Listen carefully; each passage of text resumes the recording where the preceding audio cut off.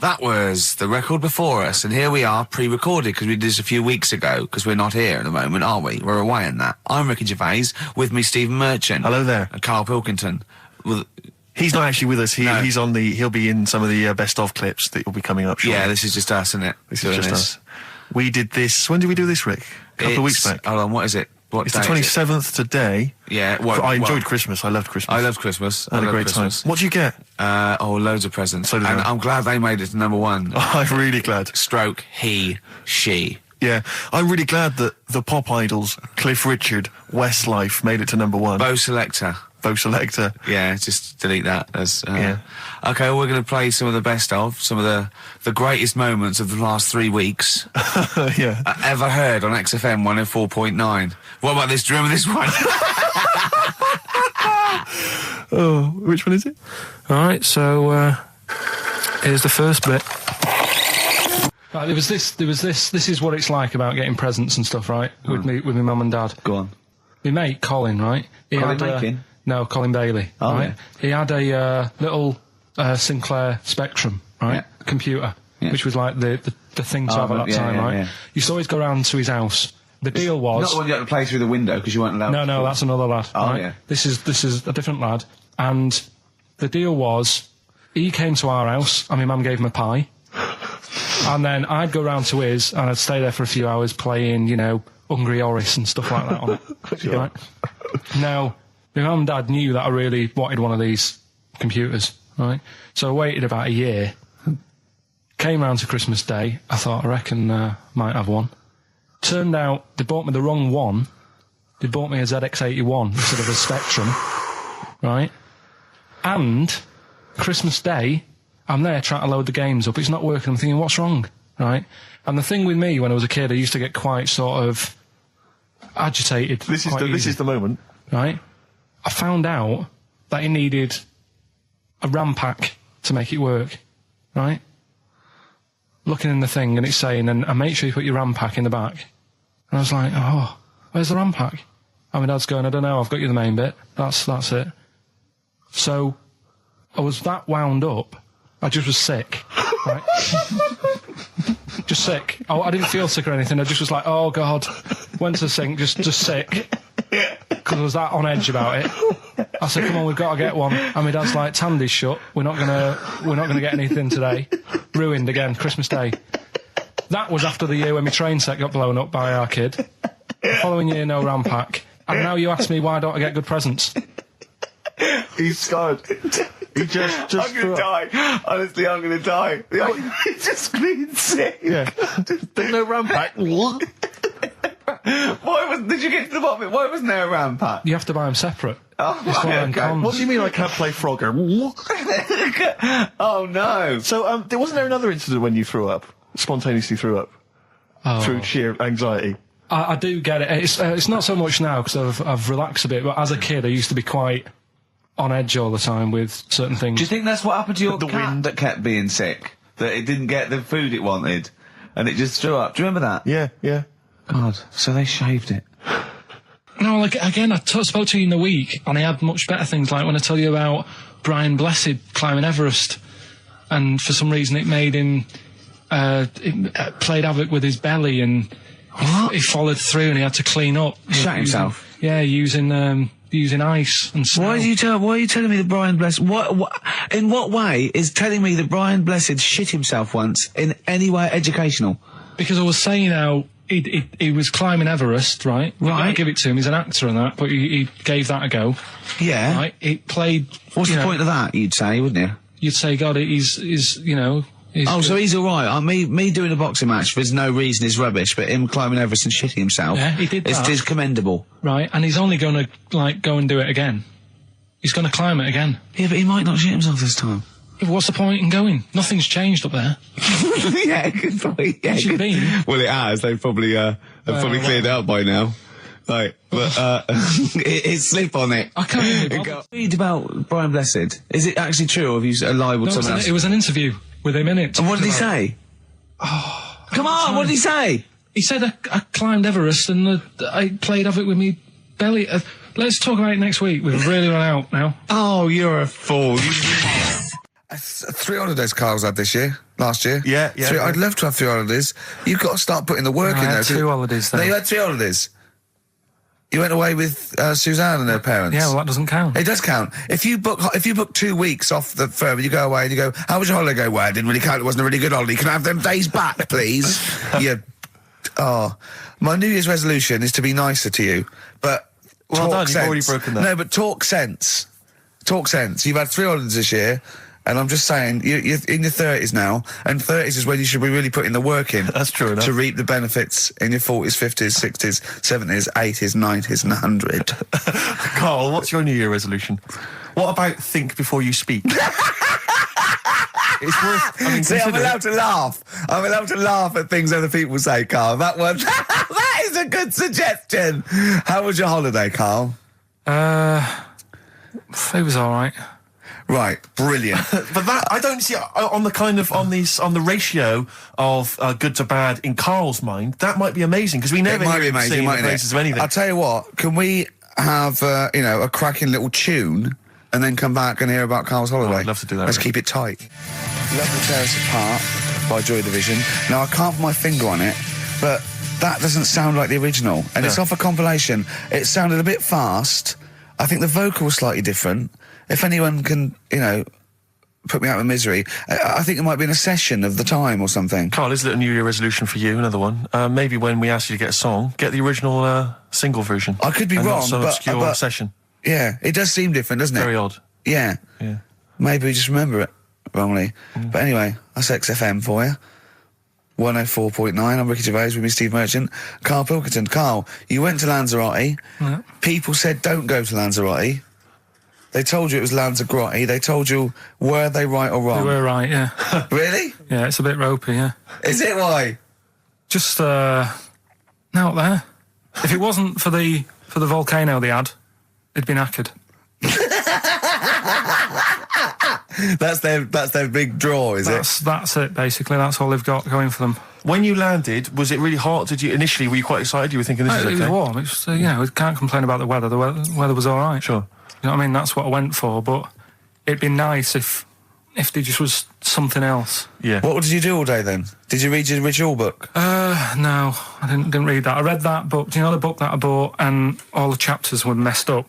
Oh, yeah. I bought a better version of that, All right. and I read that, Excellent. and then, Did it make more sense in order? yeah, a lot easier to follow. Yeah. And then we went and had a look at the volcanoes and that. They've got 36 of them to look at. How many did you look at before you realised that pretty much, you've seen one volcano, you've seen them all? Probably about 6 or 7. Really? And then when you got to the 8th, you thought, now I know what this is going to be, Suzanne. This is going to be like a mountain with a hole in the top. Yeah. Really? But it happened years ago as well. It's like, just keep a couple, fill the rest in, tidy it up. Fill the rest in! Yeah, no, Well, yeah. getting some builders. No, seriously though. Okay, I'm a 4 death million trap. tons of concrete, please. They're an absolute death trap. Yeah, what? Yeah. What do you mean fill them in? Do you know what a volcano is? It's just a hole, isn't it? That's happened Well, it's more than the happened back hole. It's in- more a portal to the magma in the centre of the earth. back in 1730. It happened, and they still haven't sorted it out. Well, when you say it happened, volcanoes were made a lot longer ago than 1730. No, but the one that did Lanzarote in, Right. sort it out. What would you suggest? Well, How tidy can it they up. fill it in? It's joined. It's all joined. No, but what I'm And saying is, it was the a- big it was- plates of the earth are all joined. It All was the a disaster, magma's wasn't it? joined. With the Trade Centre thing, that happened. They cleaned it up, sorted it out, they've moved on. That's what I'm saying. Whereas Lanzarote have just gone, leave it. It happened back in 1730. You misunderstand me. How, in the name of God, can you fill in a volcano? You ignorant twit. No, but it's not just the holes. They've actually left the lava everywhere. That's what I mean. It's not just the big holes. There's lava everywhere. But it's molten rock. They can't just pick it up like they're like a carpet. Put it in the holes. The holes are there ready. Just push it all in. That's what I'm saying. Do you know what a fable is? Got a Carl? rough idea. Okay, it's a thing that uses sort of metaphor, analogy, just to explain sort of morals. I mean, they're very very old for a start, and it's all. I'll give you an example of one. A quick one. Oh, the one about the dog with 2 bones. He goes to a dog's got a bone. He sees a reflection in the lake, and he thinks, "Oh, that dog's got a nice bone. I'll have that." And as he goes to get that one in the reflection, he drops the one he's got, and that's one about, you know. I think You I happy with your lot? was told one when I was younger. Go on. I think it was one. This young lad, he's got a dog, right, and he's about 8 years old, and this dog, he's had it since he was about 4, and it's a bit tired now, and he chucks sticks for it, and it doesn't go for it, and he's saying to his mum, "Oh, I want a new dog because this one's useless. It doesn't do what, you know, it doesn't have any fun with me." So they say, "Oh no, but you know, Rover's a good little dog. You should look after it." And he's like, "Oh, I don't like it. I want a new one." So they buy him a new puppy.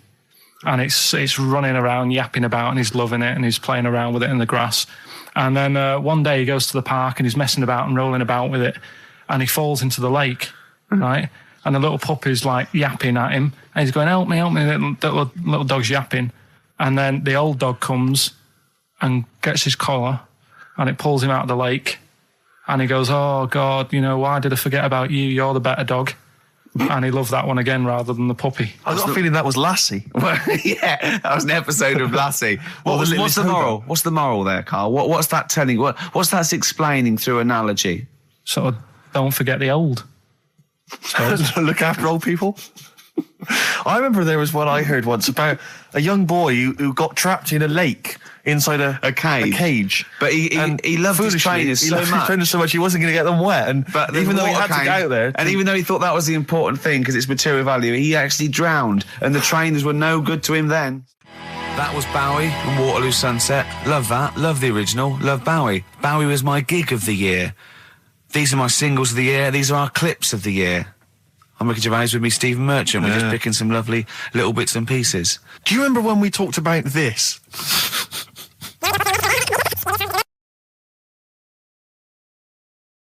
So we just had a text here that says, and I don't know what truth there is in this, as ever, but John says there is apparently a nude bike ride today in Hyde Park.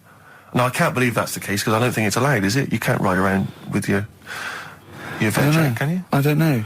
Why would you want to? Well, good point. On a bike. On a bike, I like the fact that that's what disgusts him.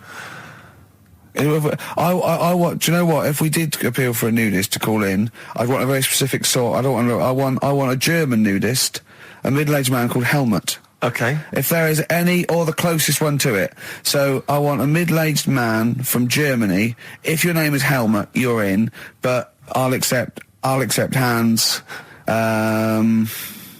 Karl would be good, wouldn't it? All right. Yeah. I think I'm wondering if the age might. Maybe we could broaden that Okay, a just little bit? a German nudist bloke. Right. Can he at least be fat? Can I find a fat German fella? If your name's Helmut, we're going to give you a big prize. Yeah. But, you know, any fat German fella who likes to get his sausage out. Sure. Okay? It's sauerkraut. Yeah. What's the phone number? 0871 222 1049. It'd be good just to get an email or a text with a contact on it, and then I can just call them up in the week. Sure. And 83936 is the text number. I don't know what our audience demographic pans out like, Rick, but I'm suspecting that's probably a fairly small fraction of our listenership. I know, but, you know, there must be German someone out there. If you know a fat German who likes to get his tackle out, phones are going. Straight away. Just answer it, Karl. Just answer it. Just pot luck. it could be anything. Well, just see what it is. To be fair, it could be a nutter. But just say hello. Just tell your turn. It's not straight away. He'll stay there, won't he? He'll stay there. Well, answer it. Answer it. Leave it. Answer it. Oh, you see this? It's gone. It's gone. There you go. He bottled it. So, just as well. Well, you took too long to answer it. There's a vicar in Australia who's started sort of doing his services and all that in nude. Hot, isn't it, out there? Yeah, Where'd you get the churches aren't. Churches are pretty cold. It was on some website. Of course it was. Yep. Just saying about a vicar and that who's there's a lot of nudists and that who want to get married. Do it, you know. Don't mess about with the wedding dress and that. Just snip up. Cheaper, isn't it? Well, I suppose it's so. I suppose if you believe in God, you believe that that's the way to be, innit? Because Adam and Eve and that. Yeah, but then in Adam and Eve, the shame made us dress up, didn't it? Yeah. Eating the apple and things. Yeah, but God didn't want that, did he?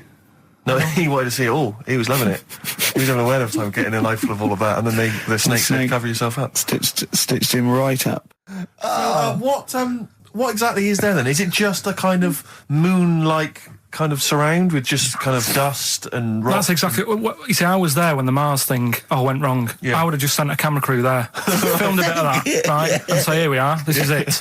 Ignore the little coffee shop in the background. Right? This is Mars, because that's where it's like just loads of dust, holes everywhere.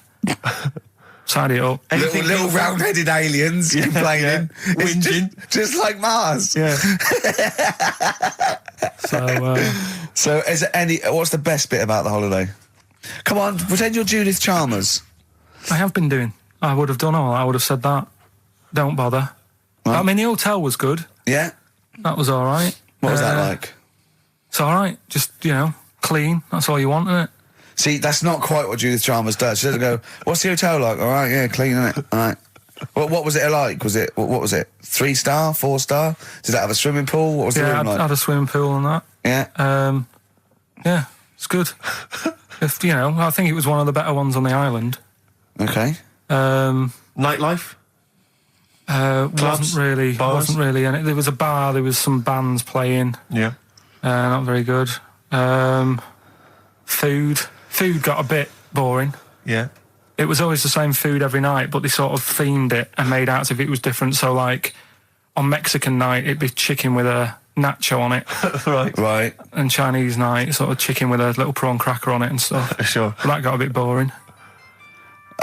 That's me just turning on my phone, because I want to read to you a text that I got from Karl. I think you sort of sum up the holiday in this text, don't you? Do you remember it? I can't remember. Let's have a look. Let's have a little look. Instantly, what did Suzanne, your girlfriend, make of it? Similar view to you, that they should fill in the holes? Yeah, it's just that thing, you see, I went on a coach trip, right? And you go and see the volcanoes. Like I say, there's 36 of them. Yeah. Which, how many do you need? And when we're on the coach going round all these volcanoes, the fella on the front's going and look out your left window at the moment, and there's a volcano. And if you quickly look out at the right-hand side there, there's another one. Right. And on the left, it's just like, all right, we've seen it. Sure. Do you know what I mean? Yeah. And that trip, we'll talk about that trip in a bit. Right, this is the text I got from Karl, right? All right. Been up to a volcano. Been in some dead artist's house who built his house in the lava.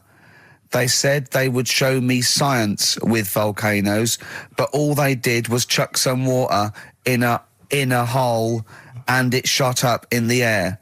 No dwarves in the canteen, no scousers here, but there is a Swede woman with a big head. She looks effing gormless with a cap on. All right? So a little reference there to... A Swede woman? What's that mean? Do you mean Swedish? Yeah. Or she looked like a vegetable? No, the Swedish woman. But they've all got sort of quite big bill, aren't they?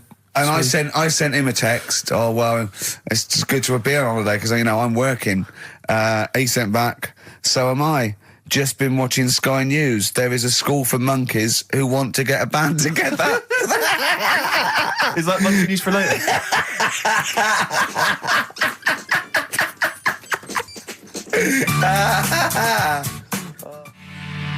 Oh My Corazon by Tim Burgess. I can't get enough of that. I love that chorus. On XFM 104.9. Ricky Gervais, Steve Merchant and little Karl Pilkington. But it was a nice holiday. Yeah, it's all right. It's just, I went there to relax and that. Exactly. Did a little bit of that. Trying to think of some new, features and stuff. Sure, always working. 3 holidays a year, Jesus. Oh, well, not really 3. Oh, it's all one big sort of like work thing to me and Steve. 2 holidays, isn't it? Work hard, you need the holidays. So, yeah, the things that annoyed me was like, you get bored, sat around the pool after a couple of days. I'd read my book. Yeah.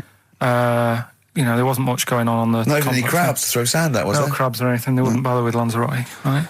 So, decided to go on a little trip. That's when I saw the volcanoes and that, 36 of them. So, we go on the trip, and the thing that annoys me, it does happen every holiday that you go on. If you go on a sort of a package thing, they have these trips, right? and you pay about 40 odd quid, and they give you some wine, so it make it feel like you're getting your money's worth. But how many of these trips have you been on then? Loads. Probably about 12. More holidays than I've had. Go on. So anyway, so you're on the coach, right? And they take you for the Volcanoes. They took us in the middle of nowhere. Yeah. Right. There's nothing else round there. Sure. It's like I say, it's like Mars, but with holes in the ground. Yeah. Right. And they sort of drop you off, and they go, right, everybody, see you back here in an hour. There's loads of volcanoes for you to look at, and a coffee shop over there. And you know for a fact, right, you don't need an hour there. You could just say, well, just keep the engine running, because I'll have a look in this hole, we'll get back on, give us 5 minutes.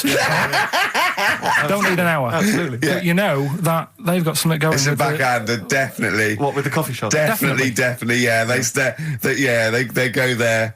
And they get everyone to have an ice cream and a coffee, and they sit down, have a fag, talking to the bloke. Yeah, and it's like, cousin. Yeah. How much was the coffee? Was it probably about €3 each euro? So I think it was $3.50. Sure. Yeah. Which is, I don't know what, that's about £2.50. Yeah, they stitched you up. Go on. Talking about this the other day. What was it now? Listen, the fella. Play a No, listen. record. Do you want, All right, no, come on. All right, he's got it now. Go on. This fella goes to the doctors, right? Oh, right, okay. Right, if this is in any way apocryphal, stupid, illogical, impossible, right, you are never, ever speaking again on radio. So make sure this is at least possible. I'll tell you what, I'll even give you improbable but possible. So if anything that breaks the laws of the universe or logic, okay, that's all you have to avoid. On you go. Right, so this fella, right, he goes to the doctors because he's got earache. Right, okay, if a chimp's living in his brain... Go on. So he's got earache, he's sat in the waiting room, and his ear's all bunged up and it's hurting a lot and what have you. So the doctor comes out and he goes, right? And because his ear's all bunged up, he doesn't hear it that well, right? So he thinks it must have been me, right? So he wanders in. Keep going. Anyway, I'm going to hate this. I can just feel it in my bones. Steve, I'm going to let you take over. Okay, let's hear it. Come so on. the doctor says, sit yourself down there, right? So he sits himself down. He goes, right, take your pants off, right? So he's thinking that's a bit odd. Anyway, he heard that though. He apparently he took his tackle off. The doctor did some operation. What, there in the waiting room? No, in his office. In his office, yeah. What? Wait. So he removed what? His genitals? Yeah. In his office. Why, Carl? Because he hadn't called him in. Oh, he'd called in the bloke who wanted his testicles taken off, and he didn't hear it. What? So the doctor went out and said, Mr. Jones, who's here to whip off your cock and balls just here and now, right? Bloke comes in, didn't it? It must have been me. So the bloke who wanted his balls taken off didn't say, I think he said me. So he didn't interrupt then. So the bloke goes in, he starts taking his testicles off, and he doesn't say, I'm here for me ears. What are you doing with that? That is a blinding record. And before that, Rick, what do you make of those adverts? They were great, weren't they? I like them, yeah. I'm going to buy all them products on the way home. And that's endorsed by Ricky Gervais. He's won awards. Yeah. Rick, do you remember this? This was a hilarious moment. No, you'll remember this when you hear it. It was when Karl said something that was basic. Well, I think for a lot of people it sounded like a lot of old bollocks. Karl's found love on the street before, haven't you? How's it going with your bird, Karl? Are you married? No. How long have you been out with her? 7 years. Because, you're quite a simple man. Yeah. You're sort of a simple in a nice way. Ways. You're like Helen from Big Brother. Yeah, you're sort of nice enough, but I look normal.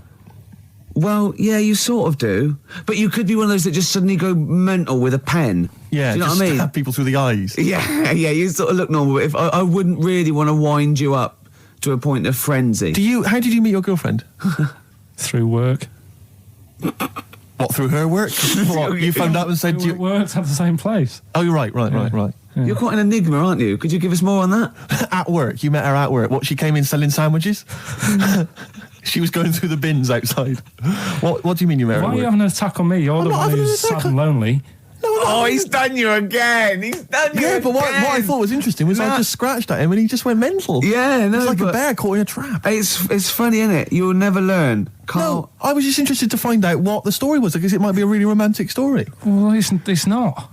All right, jeez. I love the fact he doesn't want to talk about his love affair. I was thinking about you in the week, and like, does it worry you? I mean, you sort of joke about it now, and we're talking about it in the office, you know, like, oh, is Steve really touchy about the way he looks? And, Oh, what's this? Where's that come from? He's done it again. He's done you again. I was walking home the other night, and I was thinking about it.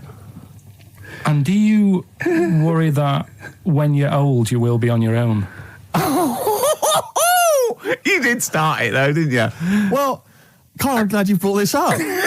because I mean, for me, you know, a lightweight, frothy entertainment show on XFM on a Saturday afternoon is exactly the place where I want to discuss the desperate, lonely future that's inevitably coming my way. Oh, God. I'll tell you what will cheer you up and forget all that. A bit of Embrace. Oh, one of the most hated bands. I'm a little bit concerned about your toilet discussion. What exactly is your point again? I was just a bit bemused. See, it's a tricky one. All I'm saying is, right, there was at the pub quiz, I go to the toilet, not thinking about anything. I try to go, right, there's a little gay fella next to me. I love this little gay fella. Now, the weird thing is, there's nothing stopping him having a little glance, right, because he's allowed in the fella's toilet. Yeah. Now, I'm not allowed to go into the woman's toilet and have a little look round. Right. So all I'm saying is, should they have another toilet area? What, for gay people? Yeah. And so this would be gay men and lesbians? Is that going to complicate things? Well, I mean, I can only assume. I mean, to what point? I'll ask you a question, right? If you're intimidated, that's a shame. But you know, most gay men aren't looking at you're a knob. You know that. What do you mean? I can only say that 99.9% of gay men who use a urinal standing next to what they assume is a heterosexual man aren't looking at his knob. And what they're doing then? They're emptying their bladder. No, but the thing is, I can't talk. You're saying like, you know, about would you have one toilet for lesbian women and gay fellas, right? What does that mean? Would it be mixed? Would it just be? Well, would it have a man on one? That's heterosexual man. A little picture of a woman on the other, and then what? What would the little icon be? A man and a woman? A man and a woman. Just having a chat? Yeah. In pink and dot But lines. you couldn't mix them, because then what would happen is you'd get people who are going, oh, I'll play up to this a bit. What, pretend to be gay? And yeah, you know, sort of grow a moustache and shave their head. And pretend to be a lesbian. Right. Yeah. So, well, I see, so you know people pretending to be gay so they could go in and have a look at the lesbians? Yeah. Right. So that would mean that we need 4 cubicles now, would we? Yeah, no, this is fine. 4 cubicles. So every pub How now... many toilets do we need at Every the pub's moment? now got 4 toilets. Oh, Carl, bisexuals. Yeah. Now, interesting. Bisexuals. How many toilets do we need now? Call the council. Do you use any? Huh? No. No, because they're interested in everything, aren't they? Because the little bisexual fellow will be looking at your knob. Right, with them, what Yeah. you just have a door, you open it, and there's one urinal there, so you can't get a queue. They have to sort of wait. I just thought that, well, why can't there just be a thing between the urinals so no one can look at anyone else's knob? Wait a minute. Just to go back to Ricky's point, what stops, even if we've got the toilet for gay men, what stops the gay men who want to have a look at your willy going in the regular toilet and pretending that they're straight? Most men don't wear gay across their No, head. exactly. They don't have a tattoo. There's no branding yet in the British house where they have to declare. So we're going to have to expand this. What So we've do all got to carry identity Do you know cards. you can see a gay, can you? Coming a mile off. No? No, I'll just hold it in next time. No. Can you tell gay men? Do you know a gay man? I'd say probably if you did if you lined some people up and said point them out, I reckon I'd get. But hold on, we're not talking about people dressed in leather with the arse cut out and an handlebar moustache. Yeah. We're talking about the everyday, non-seen. Of course. Yeah, but I mean, suppose I put you in a room and there was 10 naked men, right? Yeah. And there's 5 gay men and 5 hetero. Could you walk along that line looking at those gay... Am I naked? No, you don't have to be naked. Why would you have to be naked? To catch them out. Play a record! How would you catch them out? Don't go into it. Don't go into it. Don't go into it. Play a record. Ooh, those boys can rock there. That's the Guns with All Their Roses and Sweet Child of Mine. On XFM 104.9. I enjoyed that. Yeah. That was good. It rocks. I hope the audience was playing it loud like us. Yeah. Ricky Gervais, Steve Merchant, Karl Pilkington. Well, look at him yawning. How rude is that? Carl, what's wrong with you, man? Have you been up late? A little bit. Girlfriend was away, wasn't she, yesterday? Yeah, I always have a problem with that. I always have... Because you don't go to bed, do you, early? Do you know what I mean? You sort of think... I just always find that thing that if, you're used to living with someone... Yeah. One of you will go, let's go to bed, then you'll go, all right. But when you're on your own, you go... You just forget to go to bed. I just stay up. Okay, stop eating now, Carl. You've ate all the food. That's just a plate. All right. Okay. Yeah. No, I stayed up and watched... there was a thing on about Dracula. Right. What, Dracula? And I found a flaw in it. Go on. Not the fact that he's the living dead and and drinks blood to stay alive and he doesn't reflect and he can in turn into a mirrors. bat. Well, and you can go on. The mirror thing, you can't look in mirrors, can he? Well, he can look in mirrors, but he can't see himself in a mirror. Yeah. That still doesn't work. Go on. It doesn't work at all, Carl. It doesn't work Go anyway. on. No. Well, Centre parting's always really neat. His centre parting's always... how does he do it if he can't look in the mirror? Blood on the floor or something it was called. Rubbish.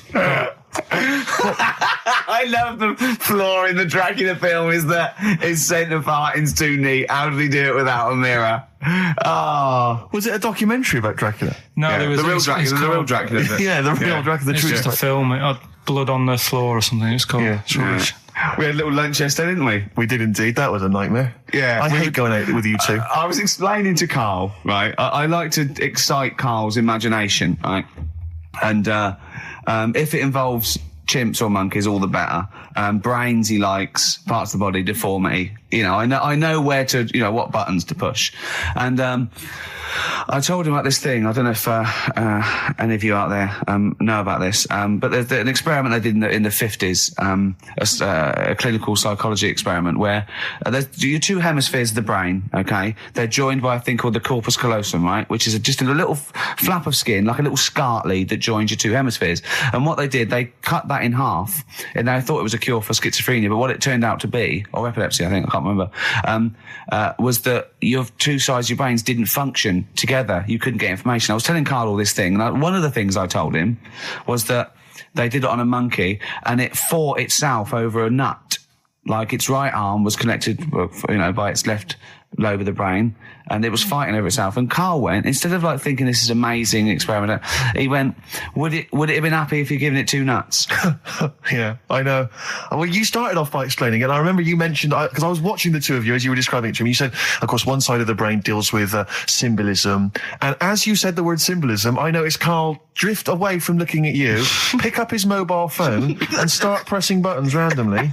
And I thought it was the word symbolism that got him. And I noticed it took you just a moment longer. And I think the first thing you said was, when did I lose you? Yeah, I knew I'd lost him. It's extraordinary. And he doesn't even try to disguise I said it. nomenclature at one point as well. Right, yeah. And I knew I was dicey with death there. Yeah. But, Yeah. but I told you tried to look it up, didn't you, on the web? You didn't find anything about it, did The you? spelling of it's... What is it again? What's the word? Corpus callosum. Yeah, so I couldn't do it. No, it's no point. Yeah. Don't bother. Give up. Don't bother. Give up. So if anyone knows any interesting facts about that But yours hasn't been cut in half, has it, Carl? That would, again, might explain something. I'll tell you what we will be talking about later. I don't know if you're sort of aware of them, Steve. Go on. Bonobos. Oh, I don't know much about bonobos. I told him about he was looking for stuff. I said, put in bonobo. He was having no luck with chimp. And they're a form of chimpanzee, but they're even closer to us, evolutionarily speaking. They've got their social groups are more like ours. They're more intelligent. And he was loving it, weren't you? So is it human bonobo Carl? Is that how it works on the evolutionary ladder? Chimp, Carl. Yeah. Yeah. Talking about them. So we're talking about bonobos. You're excited about that? Yeah, That's coming up in Monkey News? No, I think it's a bit of a monkey bonus. Placebo, Bitter End on XFM 104.9. This is pre-recorded. We recorded this a couple of weeks ago, before Christmas. Hope you had a great Christmas.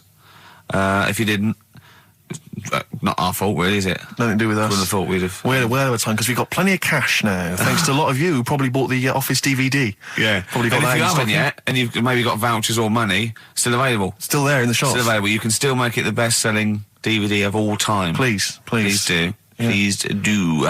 I'll tell you what you want to hear there before you make your mind up. I'll tell you what, if you like this next clip, go and buy the Office DVD. I think you will. It's a brilliant clip. It's the one where we talk about, well, it is self-explanatory. Yeah. We went, it was a great day, wasn't it? Brilliant round of golf. Absolutely brilliant. Such a beautiful place in Stoke Poges, like a really posh place. And are you a good golf player? Well, we'll get to that. Oh, okay. Wow, he bought the shoes especially for it. Oh, brilliant. I'd love to have seen him in those little shoes. I know, and they were no good because they were metal spikes. We had to change them. He was annoyed straight away. He spent over £22 on these golf shoes. We hired a buggy that was brilliant fun. I was bombing along, wasn't I? I don't drive, but I just, it was great on that buggy. Well, you've been on a buggy with me and you were a bit scared. Yeah. What I nearly killed us once. I was just taking banks and things, but you don't see sort of bunkers, and he'd scream and go, stop! And he'd put his foot down the brake, and then I reversed. At one point, he sort of did a handbrake turn next to the lake, and then we had to reverse, right? And you know, how you just flick a switch and put your foot down. He did that without looking. I look behind, there's a big oak tree there. He screams, watch the tree, right? So Dukes of Hazzard. and I kept jumping in and leaving him behind because I had to go to my ball. Because anyway, the first shot, I got on my driver. I honestly did one of the best shots I've ever done. It went straight down. It was great. I thought, phew, got away with that because it's always the first one because it's a clubhouse and you want to look good. Yeah. So. He tees up, and I've been saying, buy some balls. He just got 6 balls. I was going, what if you lose me? I won't lose 6 balls, right? He tees up, right? Whacks it. It goes miles, like right angles, straight into these the woods, right? He turns around, he goes, go and buy some more balls. So I'm laughing because it's like impolite to laugh, but he broke the ice for me, and I was falling around. And then his second shot, I go, you know, you're off a 3 now. If you take another shot, he went, oh, right. So it's his third shot. He puts the ball down. He hits the ground before it and misses the ball altogether. And I was on my back, wasn't I? Unbelievable. Actually rolling about on his back. And we were terrible. I went round 107. He went round in like 119 or something. Sure. It was just rubbish. How long did it take? 5 hours. Of course. And there was no one around, luckily. But it was fantastic. So then we go and have our meal. What annoys me, I said, right, I'll go for a run. He went, I'll have a bath. I said, I'll see you at 7:45. At 7:55, I have to call him. He's not ready, so he's let me down there. I can't stand lateness or laziness. You hate lateness. Yeah, and he's let me down. Do you know his excuse? He fell asleep in the bath because there was no light bulb. There's no light bulb in the bathroom. So instantly he fell asleep, and he was late. No, do you know what I mean, though, Steve? If you're sort of, like, nice and warm and what have you. I was tired anyway. I've been stressed out for 4.5 hours, right? My life flashed in front of me a few times in that buggy. So it's all sort of wears you down a bit. I thought, right, I've got a headache. You're going for your run. I'm going to have a bath.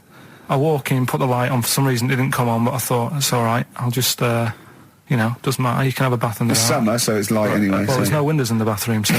So you were in the darkness? So I'm in the darkness. I nod off because I'm shattered. He calls up, hassling me. So I said, well, it doesn't normally take that long for me because, I haven't got, like, long hair. I've got a dryer and sure. I can sort of one wipe. Yeah, he's already 10 minutes late, though, when I called. Well, 10 minutes. 10 wow, minutes. this is late, this. Next. Doesn't matter. Dinner wasn't until 7:15, so we had, like, another 20 minutes anyway, so it doesn't really matter. Yeah, but we said 7:45. So he's calling up, hurry up. So I said, yeah, all right. So I get out and dry and like my tackle and what have you. Calls back again 30 seconds later. No, I don't. I don't like that. You're not going to do that, no. Give it a wipe. 30 seconds later, come on. So I end up going downstairs to the meal area. Naked. With a wet shirt on and wet socks. I've got headache as it is. Meant to be a relaxing weekend. But anyway, so we have our meal, which is really nice. And then we're sitting in the bar. I'm having a cigar by the fire. Yeah. Like, we're having a rather nice Pinot Grigio. Yeah. He's there going, I've got a headache. Is this 1955 that you live in? I know. Yeah. So, right, we are knackered, because, you know, he's not used to work. I've seen him moaning, falling asleep. He's not used to it at all. And you've been on your feet for over half an hour. Yeah, right. So, we didn't even walk around the golf course. We had a buggy. Yeah. It wasn't even exercise. And now it's Karl's bit. It's the re-education of Karl. He's like Liza Doolittle. And now he's coming to, or Lawnmower Man, if you've seen that film. More like Lawnmower Man, if you've seen the film. You know what I mean. And his homework was to just study quotes, really, on happiness and stuff and general well-being. He's not a big happiness quote fan, are you, Karl? Not really. So what have you done? You've come up with something, haven't you? Right, yeah, I told you, right? Because a lot of these are just things you say every day. They're nothing special. So what I'm doing... Well, you say them every day. Well, the sort of things you come out with and you don't even think about it, do you know what I mean? Yeah. They're on the TV all the time. People on the radio are saying these sort of little quotes. Sure. And what I've done is, remember that programme on Channel 4, Faking It? Yeah. Where they got some, like, posh kid to be on a door and all that. What I've done, I've... Imagine if that was the pitch for the show. Dear Channel 4, you're just going to get a posh kid on a door or something? Yeah, Yours sincerely, Karl. Come in. Yeah. TV producer. Yeah, go on. So, what I've done, this little book of quotes, happiness quotes, I've picked two that are real. Okay. And I've made one up. Right? And we've got a guess. And you've got to guess. Okay, then, go on. Well, I'll tell you what, Rick, why don't we, when we've heard them, we won't confer. No. You'll write down yours, A, B or C, and I'll write down mine and we'll see how it Okay, works. Karl, off you go.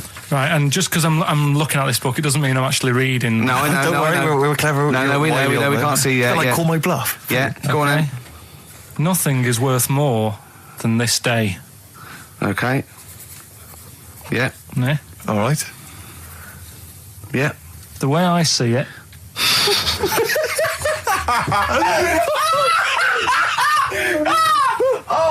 Oh God, my head's gonna burst. No, hang on. My head's gonna burst. No, Hang on. this might not be Karl's. Oh, it might not be. How do you know I haven't tweaked them a little bit? Yeah, good Okay, point. fair Good enough. point. No, good point. The way I see it, if you want the rainbow, you got to put up with the rain. Yeah, okay. All right? All right, yeah. Okay, hang on. Yeah. Come on. Cat food, Cat food, come on. it stinks a bit. But if you don't put up with the smell, the little kitten will die. Steve, I don't know what to say. I don't know what to say. Imagine this in faking it. Imagine their faces when he says that, and they're going, "Oh my God." Oh. Karl, play a song, mate. We'll have to confer on this one. Right, Blair. Well, that's just amazing, Karl. Just read them again. Two were real, one was fake. Go on then. Right. First one. Nothing is worth more than this day. Excellent. Next one. What does that mean? Well, cherish now, cherish your time. Okay. Because you can't get it back, and you know that's the way I saw it. Carpe diem, whatever it is, seize the day and all that. Okay. If you want the rainbow, you've got to put up with the rain. Yeah, of course. Yeah, rough with the smooth. You know, it's not all plain sailing, but you know, rainbow's beautiful, but it comes because of the rain, which you might not like. So make the most of everything, and good. Cat food doesn't smell good, but if you don't put up with it, then the little kitten will die. Right, now, Karl, that is a good effort. Now, that one's yours. I mean, obviously, right? Right, no, but it's a good effort, right? I mean, it slipped seamlessly into the others. Yeah. Don't think it didn't. No, but it's good. I mean, we knew it was that one. But what I will say is, it's good, but what you don't know, maybe subconsciously, is, I mean, it's very similar to the putting up with the rain and the rainbow. But that's good. Why do you think that? Well... What does mine mean? Well, even though it smells bad, it's good for something. Right, so, I didn't look at it like that. What did you look at? I kind of thought... Was yours more specifically about cat food, generally? Because, normally it's an analogy. Yeah, or a metaphor for something, much bigger. Well, no, the way I mean, Dolly Parton, who I think did the rainbow rain thing, she wasn't specifically concerned about weather conditions. No. It was a sort of general idea. It's all about life. Yeah. Well, that's what I've done. Go on. Okay. I've used an everyday thing. Yeah. And put it with today's problems, right? Go on. So, like, my girlfriend, she might like to go shopping for clothes. I hate it. Right. But because I love her, I put up with it. Ah, that's nice. Yeah? Yeah. So, you love that little kitten. You can't stand the smell of the stuff you got to feed it. But because you love it, you go, well, you know, I'll put up with this just for a few minutes, and then I can, like, squeeze its head later and give it a little...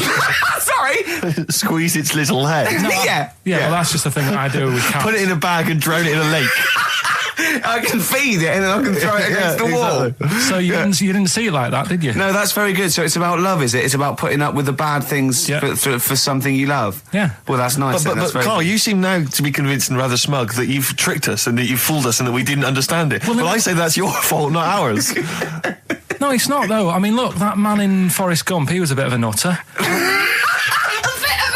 And he came up with the life as a box of chocolates thing. Yeah. Now, if that was in this book, you say, oh, yeah, brilliant, you know, good bit of work. But if he was sat here doing the show with you, you'd be taking the mickey out of him. Sometimes I feel he is. No, but Karl, I could. In fact, if people are out there, we're too lazy. Could you write down everything Karl's ever said? Because I think we could publish that. Yeah. He said one today. He saw my salamander. It's not a euphemism. He saw my salamander, and it's just sitting there in the tank. Your exotic pet. Yeah, and he's worried about there not being a lid on. And he said, I went, what are we worried about? He said, wow. He said it sits there for 24 hours a day, obviously planning to get out. Well, it's got nothing else on its mind, and it's the daft thing is, he has actually got the lid ripped up a little bit. And he'll be looking up there, and it's going to get out. But what's the worst that could happen? What's it thinking? What do you think it's thinking, this salamander? It's got its eye on the DVD player. I can have Ian be down the market. Right. Okay. Right. The results of We ain't got a winner for the first time. Yes, we have. We've We've done got this loads. feature for... We've got loads of winners. No, we haven't. We've done this feature for 3 weeks. This is the first time I've managed to sort of... What? Well, let's go through them then. What have they got wrong? The first one. The first one. What was The first one. the The first one. Well, hang on. Let's do them in reverse order first. So what's the last one? The last one, the clue was that bloke does sport on the telly and he's got a little kid. What's that? That's Destiny's Child.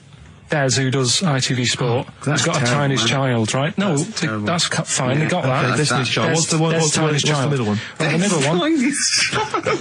Right. Child. The second one was he doesn't like women. Yeah, he's got a couple of kids. That's a bit weird. Yeah. Right. That was PD. That was Puff Daddy. That is offensive. Go on. But it's not Puff Daddy. It's Puff Daddy. And he's not even called that anymore. He's called P. Diddy. Well. Okay, fair enough. But they got that one. Yeah. And if I'm being tight, these lot are as well. Yeah. Yeah.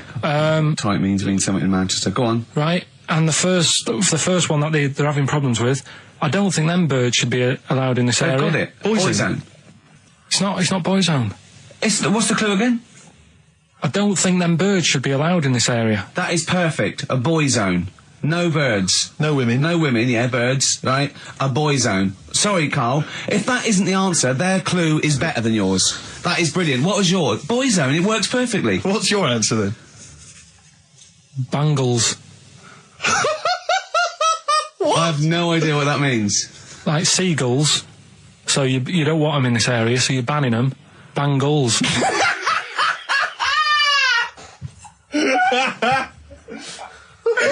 Oh! Well, give it to Boyzone, because Boyzone's better. There is birds being allowed in this area, it's a Boyzone. I think we should have a rollover. Karl beat them. Karl beat them. You have to use his logic, surely. But theirs works. You can't do what am I thinking. No, that's not what I'm thinking. It perfectly. It works perfectly. I think you've got to give it to the ones that got the Boyzone. Well, how about, right, because they didn't actually get into my head and my way of thinking, heaven right? forbid. How about we just keep back the David Attenborough, and they can have, I'll chuck in the Hellraiser, right? Okay. And Blondie album and the Madness Yeah, one. okay. Pick a winner at random. Pick a winner, Steve. I'm going to give it to Paul Sloman, who got those answers, and he also says, P.S. Karl, you're a moron. So, I'm giving that to Paul, and good luck to him. Right, well, He's got a crazy night tonight. If we can rush these over to him, he's got a cracking Saturday night. well, if I'm a moron, I might get your address wrong when I send them to you. Oh, Coming right back at you, Paul. Yes. Right. Kings of Leon, Molly's Chambers on XFM 104.9. Thanks to Lauren Laverne there for the last few hours. Coming up, we have got some great music, Steve. We've got Kings of Leon, as you heard. We've got Alba, we've got The Darks, we've got Coldplay, Coral, Rolling Stones, we've got some Springsteen, The Smiths. Do you know what I mean? Do you need any more? And with all that, we've still got Pete Skinner with his wacky weather report. Excellent, good old Pete. Hey? Nice to have him back. Good news, Steve. Got some here brought in. It's just a normal soup. It's Rooster's Pride. What flavour soup's that, Steve? Oh, I know you brought that. And it's all it's a genuine article, and it's cock soup. Can I have a closer look at that? Maybe there's some more humour I can draw. What, you want a closer look at my cock soup? Just a cock soup. Let me just. It says here delicious, appetising. 3 to 4 servings. Because you know what I'm thinking of when you're talking about the soup. I'm thinking of innuendo. I'm just thinking of a man's cock. Penises, yeah. Let me just. It's the darkness. Use Rooster's Pride cock soup as a snack with crackers or toast. Still thinking of a normal knob. An appetiser again, or a soup base. That doesn't really work as an innuendo. No, a spoon. That's disappointing. We'll work on that though. The darkness growing on me on XFM 104.9. Going well, isn't it? I've enjoyed it so far. It's been a bit naughty and everything. Yeah, a bit like, smart. Nothing wrong with that. No. Carl, Alright. having a good day? Not bad. Yeah. What mood are you in this week? What we mood always is that? try to assess each week. You know, it's a bit edgy. He's got a red head. What's all that? You've got a red head all around the side and the front. What's that? Sunburn? No, I think I'm allergic to having my head rubbed. Right. Right. Now, who would rub your head? That sounds a bizarre thing. Your girlfriend? Weird, isn't it? Yeah. Rubbing your head? Well, yeah, but I was squeezing his head, fair enough, and he was screaming in agony. And then he went and made me a cup of coffee. And as he came over, just spilt boiling hot coffee on my legs. I'm all wearing shorts, and he went, sorry, just like that. It's like a series of Jackass out there this morning. I mean, my legs are burnt. Your head's a little bit red. But apart from that, having a good day? Not bad. I was on the way in today, right, Steve? Walking in? Walking in, always walking in. I get left early and stuff. I like to get in early, get some bits done, that. Monkey News, songs of phrase. That sort of thing. And living in London, right, there's a lot of shops that open early and stuff. Do you know what I mean? People say that's a good thing about London. Yeah. It's almost like 24-hour city and stuff, right? I'm walking in and there's like, you've got your news agents open. Obviously. Selling newspapers and that. That's good. They've got to be open early. Then you've got your coffee shops, your Starbucks. Have a cup of coffee in the morning. Do you know what I mean? Yeah. They're doing well in the morning. Then you see like the odd restaurant and you think, well, maybe they sort of got the doors open, but they're preparing for lunch. So you think, fair enough. Yeah. I'll Right. let that pass. Yeah. Carrying on walking down the road. Bondage shop. Open. Sure. About 10:30. Yeah. Busy, was it? There's a couple in. Really? Some good offers. About 10:30 for a bondage shop. I'm assuming if you're into bondage, though, you stock up at any time, day or night. I mean, you don't... Yeah. Well, I assume it... I suppose you get up and you go, I've got nothing on, I need to be a bit tied down. Yeah. I need some rope. These clothes are too baggy. I need more belts. Oh, God. I need more straps. Yeah, get some rubber on my face. Weird, though, isn't it? What were you doing in there? So just having a browse. But, so a bit worried really, because the things that I've noticed this week like that's probably a little bit smutty. You've brought your soup in. I just found it out there. Sorry, yeah. It is Rooster's Pride, cock soup, noodle soup mix, chicken flavour. But I mean, do they not know that is obviously just going to be used on the Graham Norton show and Chris Tarrant when he's doing his show abroad? Yeah. I mean, do you know what I mean? How could they call it cock soup in this day and I don't age? keep saying it. Well, no, it's fine, because you can say cock as long as it means the male, we've done this. Oh, do you mean a chicken? Yeah, look, it's a picture of a chicken. Yeah, sorry. What did you think it meant? No, I don't know. I had thoughts in my head. Okay. Sorry. Yeah. But there's something else that's a bit sort of A bit blue? a little bit blue, but then it's real as well. Do you know what I mean? Well, it's a that problem. excuses it. Go on. There's a program. We in the couldn't week. have said the cock soup if we'd made it up, but because it's real, it's Yeah, fine. yeah. We also couldn't have said the cock soup if we'd have meant a male penis. Thankfully, we don't. So. We mean a little chicken. You go on. This program was on. It was Wednesday night, something. About this little lad. Yeah. Who was a fella and a woman. At the same time. What was do it you like? mean? Like a cartoon with a secret identity. By night. What do you mean? He had both By day a sets? boy, by night a Yeah, woman. he had it all. What'd you go? Sorry, wait. So he had male and female genitalia. Yeah. So what do you call someone that's born like that? Weird. Weird. Yeah. Now, what's the term for it? Go on. You know it. We've talked about it before. Aphrodite. Really? So close. Hermaphrodite. Yeah, hermaphrodite. Yeah. That's weird, don't it? Yeah. And he had the ball. Yeah. And he had the... Well, what happened was he was born, right? Obviously. And the doctor said, there you go. Lovely little boy and girl. So the mum was like, what? So he said... No, I don't think the doctor was sarcastic. Yeah, I don't think the doctor was sort of dissing them. Yeah. There you go. What do you mean, doctor? I'll have a look. There's the cock, there's the minge. All right, see you later. What are you going to call hit? But doctor, what do you mean? Have a look. He wasn't sarcastic. He didn't give Doctor, clues. tell me what you mean. Give me a straight answer. He probably went, oh shit, she's got a cock. He didn't go... He wasn't sarky to the parents. No, Anyway. but I'm just getting across. Do you know what I mean? I always had a little bit just to... Yeah, I know you do. Yeah. You should be a news. newsreader. Be brilliant. So there's a little kid lying there. Yeah. And the mum says, you know, what am I going to do then? So the doctor, I mean, I'm condensing this. It was like an hour long. Sure. Yeah. Yeah. So he says, she said, what will I do? And the doctor said, well, he's not sort of well hung. Right. Oh, So he's better. not sort of well on. This doctor has been struck off since for saying these things. It was a real doctor. It wasn't Dr. Fox. Yeah. Right, go on. So the doctor said, so I recommend that we make it a woman. Right. So they sort of do a little bit of... Jiggery pokery. Yeah, a little bit of work. And I don't think that's true, Carl. No, it is. It was on the programme. But I think they can tell really what they were meant to be from their chromosomes, can't they? They can tell whether they're X, Y, Y, or Yeah, X. it's not very well hung. No, I Yeah. tell you what, because back then, when this was going Yeah, on... no, right, I'm just thinking they might not have had the doctors then thought if you had a kid, right, and you thought, it's a bit ugly, maybe it'll have a better life if it was a fella. If it was a girl and it's a bit ugly and you think it's going to get hard time. Right, don't talk shite. What? What? That a doctor would go, right, you've had a young girl, I'll tell you what, she's a pig, let's pop a cock on her. Don't No, talk I'm not saying, shite. I'm not saying that. What I'm saying is, say if you have like I say, a girl. I just think it's harder if a girl's ugly and Yeah. she's growing up. Yeah. She has a harder time. Yeah. Don't you agree with that? Possibly, but you don't they change don't someone change, when No, yeah. you don't change their gender No, because they're I'm a just bit of a saying minger. what I'm saying is the elephant man would have had a harder time if it was elephant woman. Is what I'm saying. But listen to me, listen. What the doctor was saying is, if you get a baby before it's 2, Yeah. back then they thought you could sort of say, well, instead of giving it a go-kart, give it dolls to play with. Right, back when? What are we talking about? The Middle Ages? We put a song on, come back to this. Yeah, it's Bruce Springsteen, Atlantic City.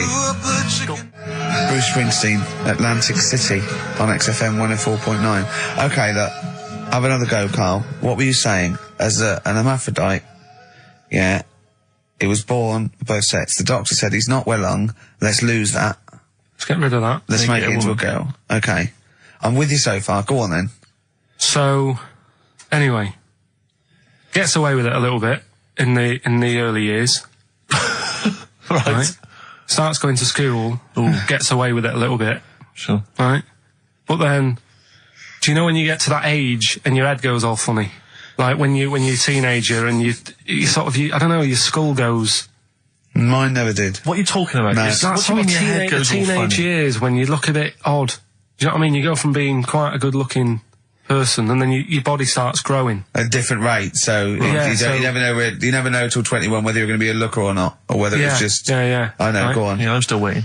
So, Your head grew outwards at exactly the same rate, didn't it? That's why it's Your spherical. head grew faster than your hair. He's got a lovely head of hair, but Exactly. just below the skull. Yeah. He's got a little afro in there, Yeah. but it just couldn't get through the follicles. It couldn't catch up the skull. Expanding. Oh, bless him. Oh, come on, Baldy. but the thing is, right, so you see these pictures of the lad stroke woman Yeah. who's trying to be a woman at the age of 14, 15. Yeah. She's got one of them big heads, Right. like a okay. lad. She starts having a hard time. She doesn't want to play with the mates, with the dolls and all that. She's more into go-karting and that sort of thing. Gets to an older age. Yeah. decides to go back. He's now sort of with a woman and having a life of a fella. But did did the doctor keep it for him in case he needed it? No, he's had one put on now. Has he? Where'd he get that from? Don't know, maybe that bondage shop. What do they do when they do that? Do they put on what do they do? Maybe someone could call in and tell us. If you're a woman, and you have a... Do you want to speak to someone who's got that information? Yeah, I do want to know. What do If you've got that information, I don't want to talk to them. Do they construct one? Do they construct it? From plasticine. Or do they whack on a dead one? What? What? Whack on a dead one? Yeah. What?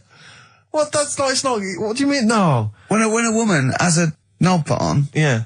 to have a sex change, where do they get it from? Is it constructed? Do they find, like, I don't know... From a donor. A donut? From a donor. Oh, well, yeah. A donor? A donor, yeah. Yeah, but presumably it's like... Maybe there's someone who well, wants after to they're become... dead, I mean. No, I thought maybe very few people. It's not like giving someone a kidney and then sort of like celebrating maybe with if you're them. a guy and you want to become a woman, you've That's got one to true. spare. That's true. Yeah. Well, a swap. Yeah, just do a little swap, probably on the internet or something. Or Noel Edmonds. What do you mean? On Swap Shop. He's not a man. No, but you could go, we got a fella here who, got a lovely, nearly new, unused penis. Yeah, Keith Chegwin out in kind of Bognor Regis. Wants a couple of tits in the fanny for that, so, call in. It reminds me of the, do you remember the John Wayne Bobbitt story? Which Yeah. it's always seemed odd to me. I never really kind of got all the information. Do you remember that one, Carl, where the woman cut off her husband's penis because When he was sleeping. I think he was sleeping, and she drove off. I think he woke up quite quickly. Yeah, that's so much better than the alarm clock, isn't it? Yeah. And she threw it off. She threw it out of the car window. into the woods, Yeah. and he went and found it. Yeah. But imagine if he'd got to the hospital and they'd sewn it back on, he'd gone, that's bigger than I remember. I'm not sure this is mine. How many of you got us where we dump all the knobs? We dump all the knobs out there. Yeah. That was an extraordinary story. And then, bizarrely, he became a porn star. Yeah. Yeah. Very strange life that man's had. Well, it is a bit of a shock to the system, isn't it? Oh, cutting your knob off. I know. Do you remember that French bloke, the performance artist of like 1910? Do you remember him? No.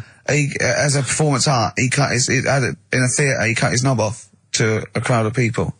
Now, what? That's only a one-night trick, though, isn't it? Exactly. Yeah. But what if there had been a bang outside? They went encore. He went, what? Yeah. Or they looked outside because a car backfired. He went, did you see that? I go, what? I go, just cut my... Did you? Yeah. Think of that. Sacre bleu. I know. French are funny, aren't they?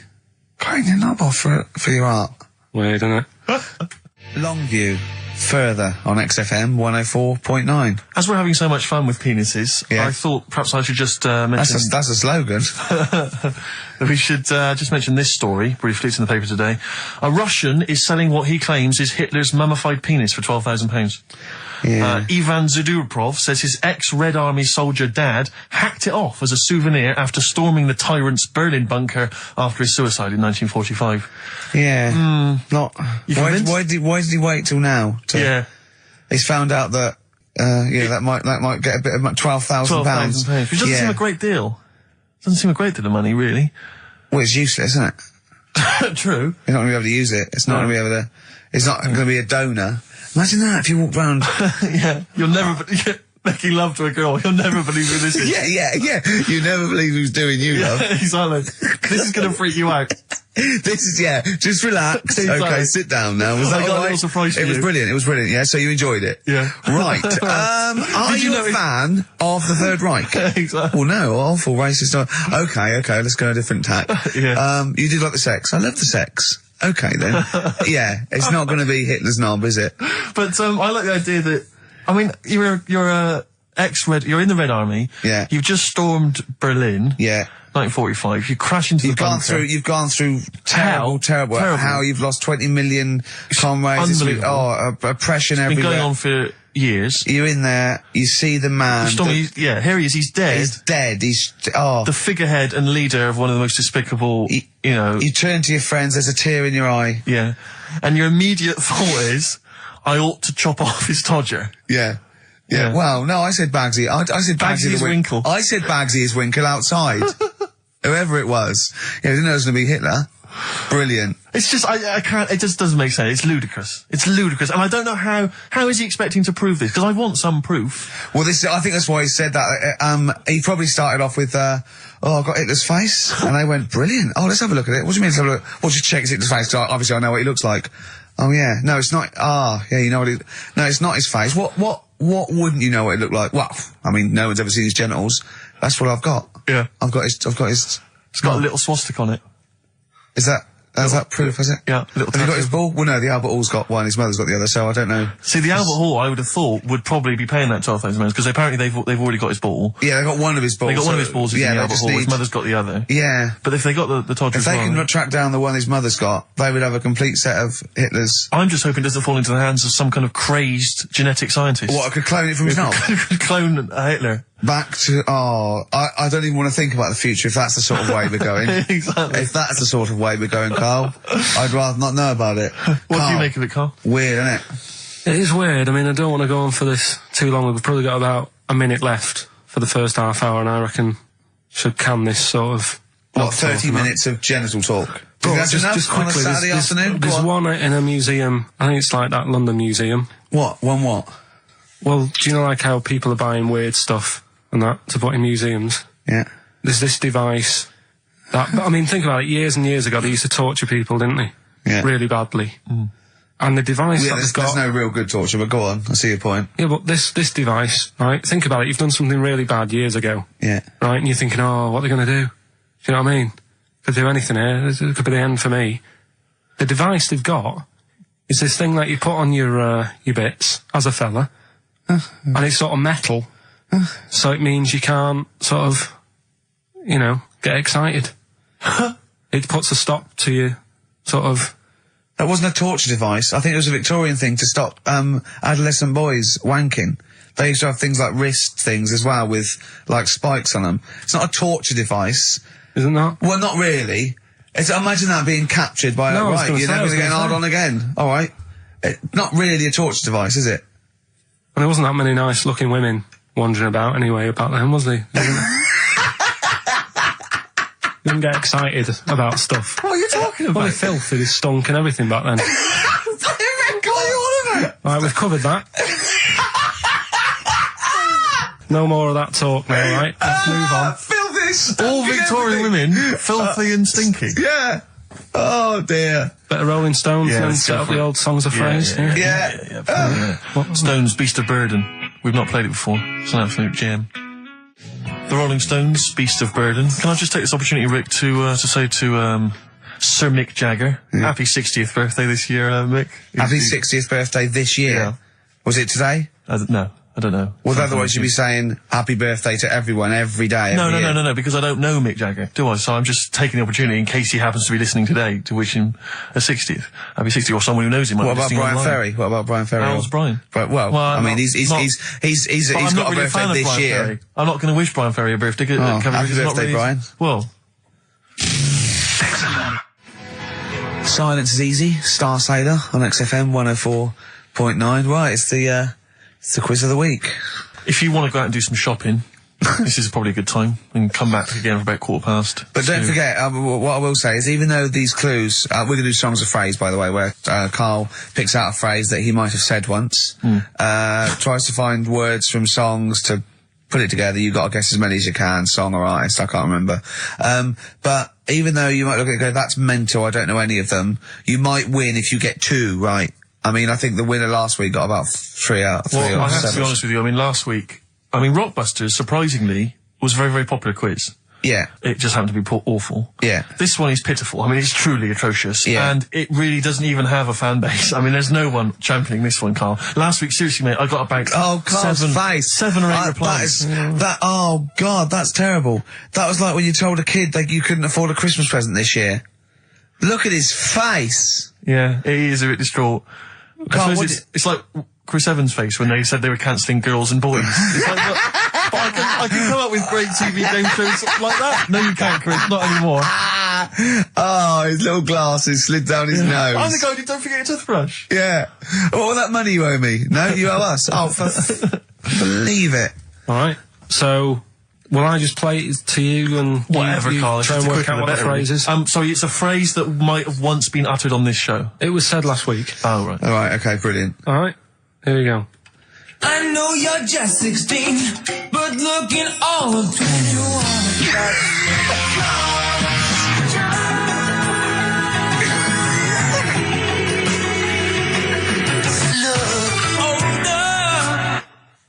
didn't quite hear right. it. I know what that is. That's ridiculous. What was right? it? What it is it's something like, right?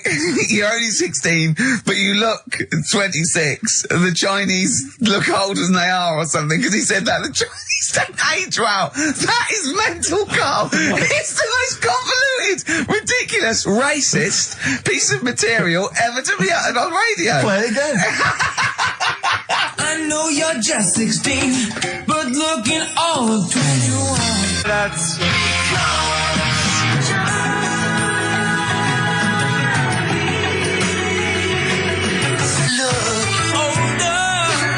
okay. You're just 16 and looking all 21. That's because the Chinese look older. Carl, you've gone mental. All right. Oh, that is amazing. So, there you go, the well-known phrase, you're 16, looking all of 21, that's because the Chinese look older. Well-known phrase there, sweeping the nation. That'll be up there with "was up," and "shut that door." If they do a poll, right. Okay, play it once more. We're after the artists. Just the artists. Yeah. I know you're just 16, but looking all of 21. That's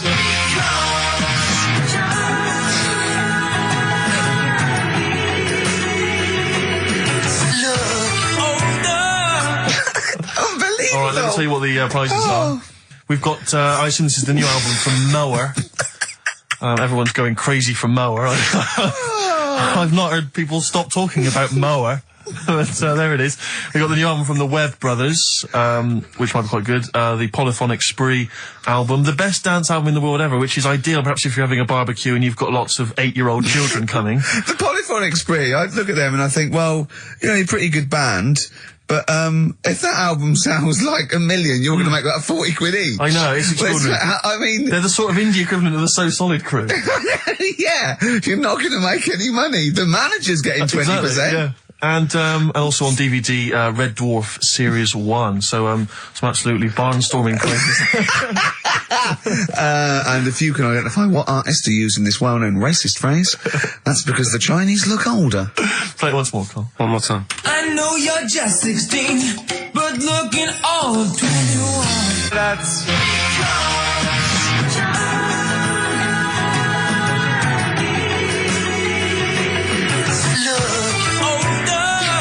Oh, Ricky.Gervais at xfm.co.uk. Play a record. This is radio. Panic, the Smiths on XFM 104.9. Well, we've done the first half hour, which is mainly genital related. Then we've kicked in with some racism. You have to guess what artist. It seems appropriate at this juncture just to mention something that's in the paper today. Dominic Mohan, I know you're a big fan, and as am I.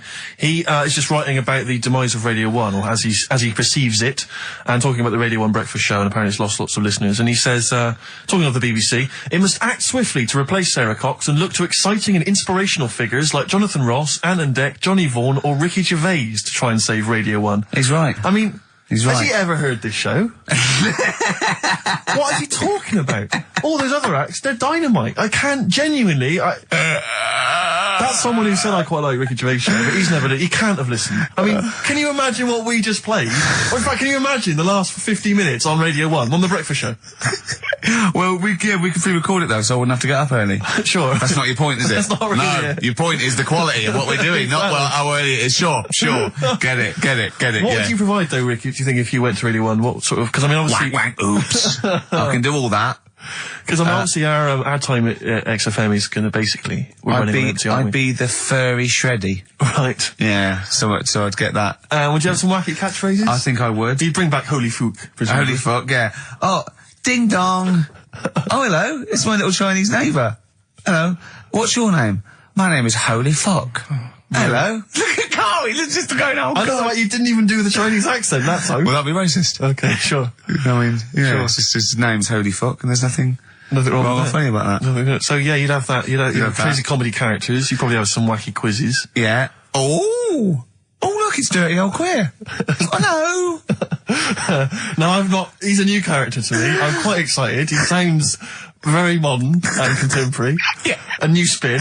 Yeah. On an old idea. Yeah. Just tell us a little bit more. Oh, well, he's an actor, isn't he? And he likes to, take it up. All right, well, that's just, if anyone from Radio 1 is listening, and they've listened to Dominic Mohan in the paper, they thought, yes, you're right, we need some new blood at Radio 1.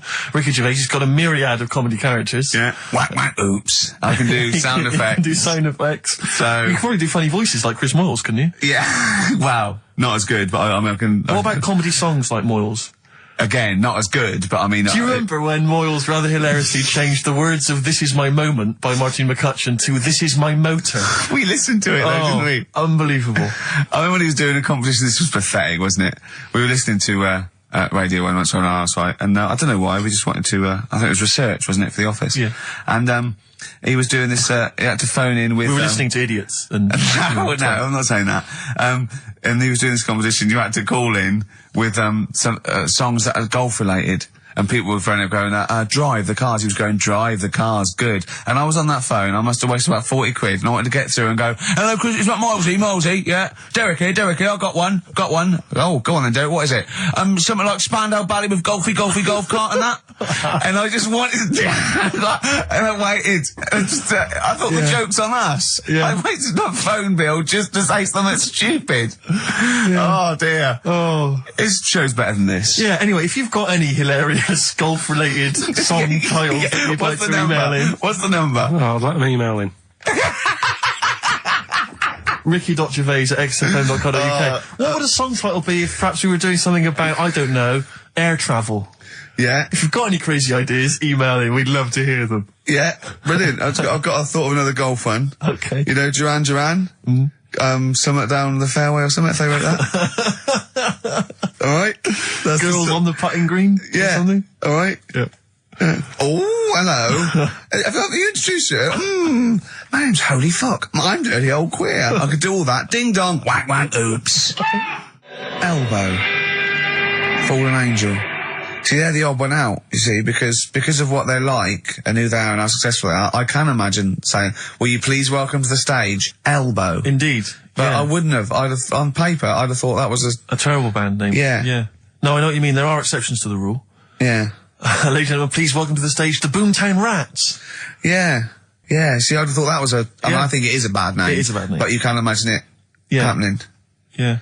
Yeah, so that's a bad name. So call in if you've got email addresses and let's call in with funny observations on life and shit.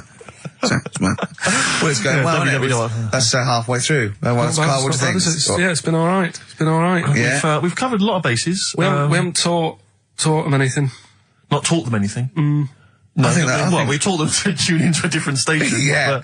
I think Heart 106.2 is probably picking up a few of our listeners as we speak. Yeah. Who's on at the moment? Don't know. Doesn't matter on there, does it? They just sort of... Don't slag them off. No, I'm not slagging them off. I'm just saying I don't think... You tune in because you want to hear Simply Red and that, don't you? Do you know what I mean? Well, they play other great stuff as well. Magic is the one that I love, because I only ever listen to it in a cab. Yeah. If I'm in a minicab. Good, that's good. That is a good station. But Magic is dynamite. But I know on Magic, the DJs have got like 5-hour shifts. It's incredible. They're all... And they do read their own news. I know. It's like they've cut out any expenditure on that channel. It's just some old records, and one guy has to go on for 5 hours, read his own news, his own travel.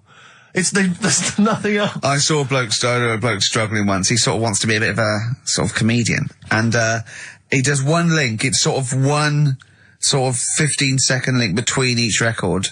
Goes, that's Celine Dion. There's a story in the paper again that people were late for work. On the underground because there was leaves on the track. Just wondering if leaves are ever late for work because there's people on the track. It's Simply Red. Oh, bless him. I still think he's got to come up with them for like 5 hours. He's been sweating. Before I was going, I'm going to kill myself. I'm going to kill myself. Share's almost finished.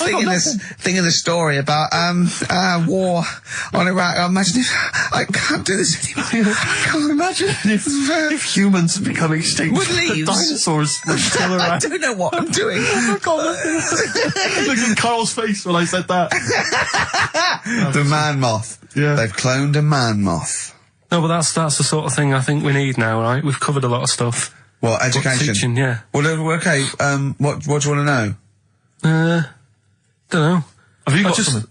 Can you educate us on anything? I've been reading bits So and could we bobs. bring back just for one night only, educating Ricky? Oh, I'm excited. Yeah. Do you think it warrants that? I don't know enough about it. You know what I mean? About what? It sounds perfect. Play the jingle. Educating Ricky. He's getting smarter. A couple of things happened in the week that I read about. Okay. Keeping up on what's going on in that. Sure. Yeah. One was about that Galileo fella. Okay. Was it about 1636? Was it?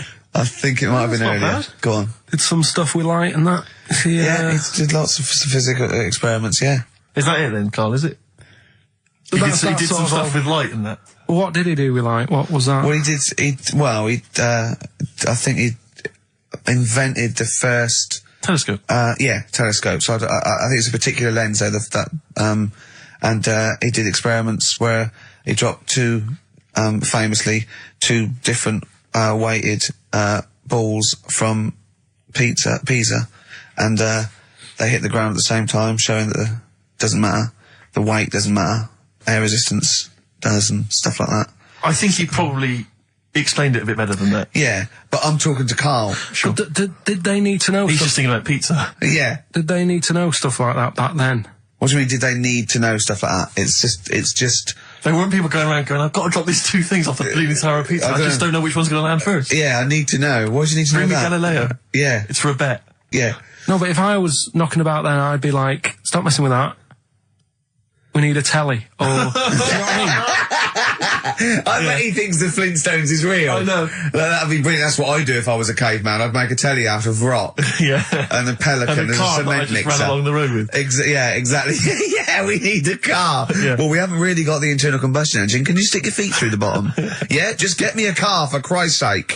Anyway, so I learnt that. And Yeah. then, What? You learned his name. Yeah. Other people I learned the Brilliant. name of this week. Oh, if a chimp could watch telly. Go on, Karl, go on. and there was also a fella in the week who said, that women shouldn't be wearing trousers. Why? Because they don't look good in them. Right, and who was this man and from what era did he- French fella. Last week. Did he mean walk around naked? He just said, women should wear skirts rather than trousers because no woman looks good in a pair of pants. Right.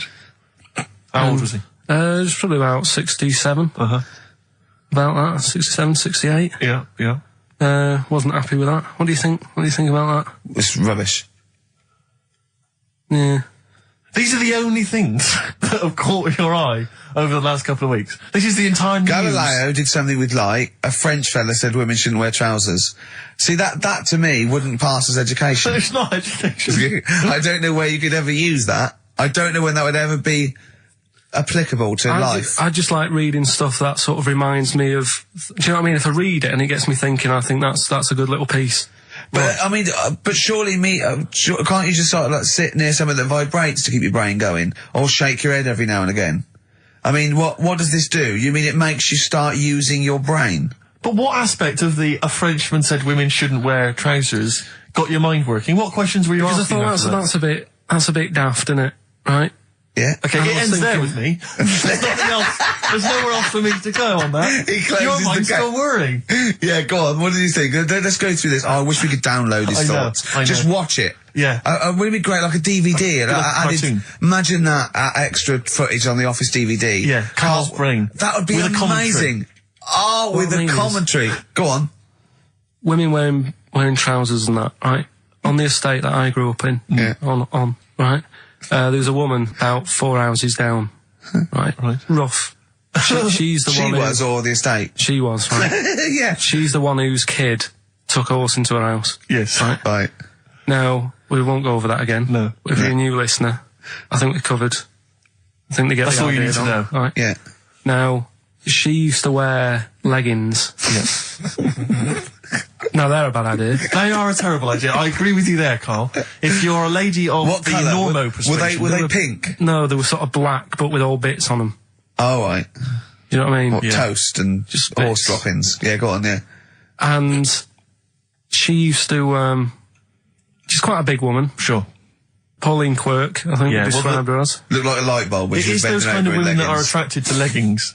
Yeah, I know, yeah. They are drawn to them like a moth. To a flame. Yeah. She yeah. used to wear them, and that's what I remember when I read this piece. She used to work on one of those sex line things. Right. Right, she used to do that. But What was she, an engineer? the weird thing with her was, she had big eyelids Right. Go on. that were too big, and this is what I was thinking. What right? do you mean she had big eyelids?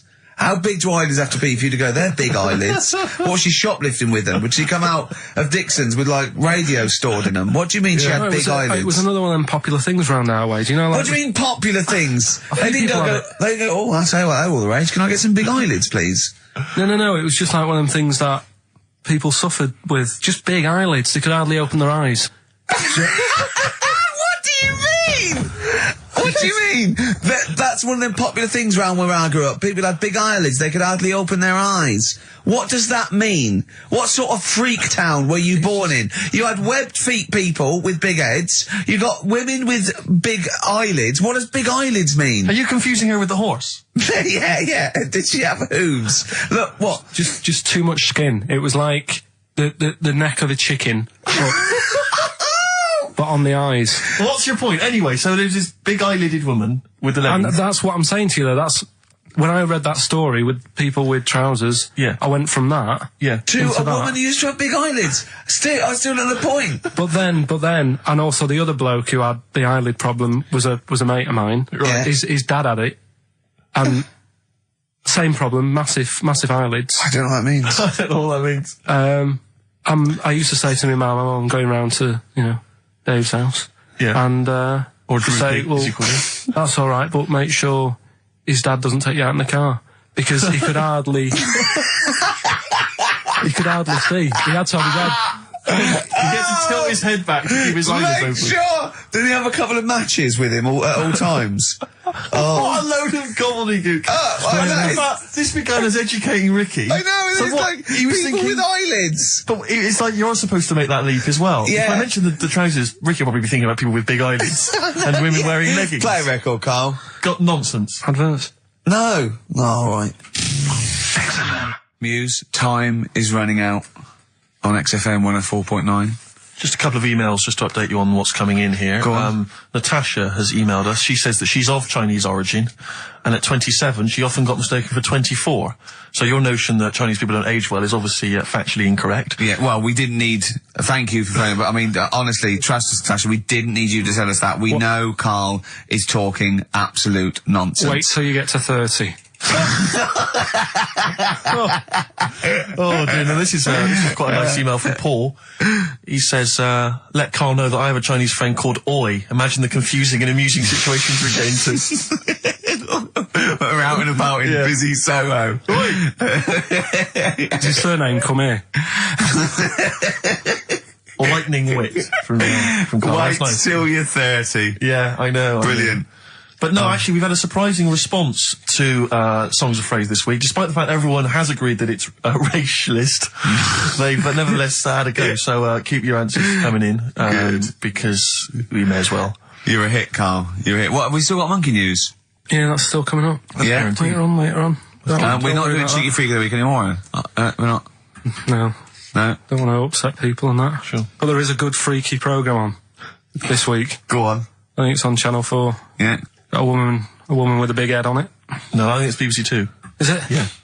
Alright, well, look out Unless for there's that. two on, because that would be a great week for you, wouldn't it? Brilliant. Won't be coming out. Is that the one when you said... Go on, say right, say what you said when you saw it. The woman with the head Yeah. just said it looks like a cartoon. I just think... That's so mean. I don't want to discuss No, that. it's not mean. It is mean, Carl. Again, Steve, if we were in a restaurant and I'm arranging to meet her, and I said to the guy on the door, I'm meeting, Lisa, or whatever her name is, yeah? Right. What does he look like? Well, looks like a cartoon. I'll be over there. Do you know what I mean? I don't think he'll get mixed up. What would you That's say what I'm about saying. me and Steve again? If you were meeting us? No, it just starts getting nasty, doesn't it? I'm meeting Karl Pilkington. We're very busy. What does he look like? He looks like Charlie Brown grew up. He's got a complete little round bald head, and he's got a gormless look on his face. He's over there, mate. Yeah. All right, that's started the ball rolling for you, Karl. I love that it's okay to say what you like about people. If you go, yeah, but if I was looking for her in a restaurant, I know, but... yeah. And why have you arranged to go on a date with this woman? Be a good night out. For her or for you? Well, I'd like to have a chat with her. You know what I mean? Just find out what worries her and... You know what I mean? Because some girls People worry like about you. things. Yeah. Like their hair being a mess and that. Yeah. With her, it's like, least of your problems. You know what I mean? Fine, alright, well let's move on, mate. We're not doing Cheeky Freak of the Week anymore. No. Let's do something nice. Let's talk nicely about things. What's happened nice in the world, Karl? What do you like in the world? When you get up, when you go, oh, that was a brilliant day, What do you do when you go, oh, that was brilliant? We had a game of snooker. You like snooker, don't you? I mean, you and Steve played snooker last week. Yeah, but things are always ruined. Do you know what I mean? I might be having a nice time having a game of snooker. And then, you know, we're having a proper battle. And I'm trying to concentrate on taking a shot, and then you'll say things like, look at his little monkey hand. And I'm going for the black. Do you know what I mean? Yeah. Or maybe I'll say, I'm just going to the toilet. Yeah. And then one of you will follow me in and peer over the door. Oh, yeah! Tell that one. That was when you were actually in a cubicle sitting down, wasn't it? Yeah. And Steve Merchant's head appeared and went, all right. And you went, what if that wasn't me? Oh, that was great. Doing a George Michael on me. That is one of the benefits of being very tall. You can look over You can look over the stalls in toilet lavatories. It looked like a giraffe house. You're sitting down there and you look up, right? And he's peering over the top. Oh, the fun we have. Oh, it's great, isn't it? But anything intelligent. It's like the monkeys. We are like the monkeys. Aren't we, us three? I wanted to write a thing for the darkness. I want to write like the new monkeys. Like a TV show? Yeah. Do you want to do that? Yeah, alright. Yeah, okay. Well, if they're listening, or their radio show, a record company are listening, or their manager, big fan of the Darkness, my favourite. Hang on, don't make a promise like that. No, my favourite band at the moment. We'll do a pilot. Them and the Monkeys. Don't make Running that round, promise. speed it up. They can have their songs in it. They can write songs specially for us. What if they can and act? And it's them. They can act. They just act themselves running round. We're getting people like McGee and that to come in and sort of be the actors. And, you know, all those posh actors that appear in Ali G and that. It sounds like a lot of hard work. Yeah? Yeah. Okay, forget it. Knock it on the head. Yeah, let's play Radiohead. Radiohead and Let Down off OK Computer on XFM 104.9. Right, let's think of some nice stuff then. Annoyed I was yesterday. Go on. Just got off the train, and guy comes up to me and he says, "Excuse me, can you spare some change? I'm from Liverpool and I'm homeless." And I was so angry. I was in a bad mood anyway, and I just wanted to say to him, well, there's your mistake. Go back to Liverpool. That's why you're homeless. You're in London. Well, he might have been You homeless in idiot. Liverpool and thought... Oh, why'd you come down here? Well, where would you rather be homeless? Liverpool or London? Well, Algarve. Well, no, but I mean, I'd certainly... Do you know what I mean? But just, why am I supposed to say I'm from Liverpool and I'm homeless? Why is that supposed to be a persuading factor? Just annoyed me. I thought there was enough problems here already. He's going for a double sympathy vote. Yeah. I'm homeless and I'm a Liverpool. He could have just said, I'm from Liverpool, I'd have given him some change. Guy he was from Manchester once, I gave him my sandwich. Yeah. There's a thing the other night, right, they did this programme, it's only on in London, so if you listen out of London you won't know about it, but it's about Oxford Street, right? And about all the thieving that goes it's on like and stuff. thieving, Yeah. you know, drug problems in the streets and that. Yeah. You know, what gets on people's nerves, those people with the boards, you know, golf sale and all that. And there's this bit that concentrated on the homeless problem, right?